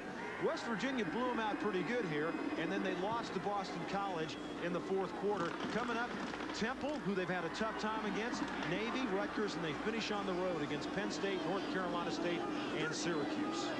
3rd down and 4. Less than a minute now as Eilers will take it, and he gets the first down inside the 25, down to the 23-yard line. 56 seconds left to go in this game. And Notre Dame, it appears, after some years of struggle, but now with Lou Holtz at the controls, returning to the national prominence and the national championship that everybody expects him to. Well, Mike Gottfried has nothing to be disgraced about. The Pittsburgh team played well. In fact, if Dickerson hadn't dropped that ball in the end zone, who knows what would have happened, because that would have given them the momentum in there. Gottfried's an excellent football coach. He's got Pittsburgh in the right place. They'll be back. And Dickerson is a tremendous quarterback. 35 seconds left to go as Notre Dame will just run it out here. Brooks is tackled behind the line of scrimmage. Let's give a nod to number 55. You saw him there on the screen just a moment ago. And I'm speaking about Jerry Olszewski, the middle linebacker. 20 tackles today, 9 unassisted. He played a great game. And with 15 seconds left, the clock running down, we've seen the last play here at Pitt Stadium as Mike Gottfried will make his way across the field as Notre Dame will stop the skid as they beat Pitt for the first time in the 1980s. The final score, Notre Dame 30 and Pitt 20. Notre Dame moves to 5-0 on the season, and Pitt drops to 2-3. So, for Lee Corso, I'm Roger Twyville. Thanks for being with us from Pittsburgh, Pennsylvania. We'll send you to Baton Rouge and Mike Patrick.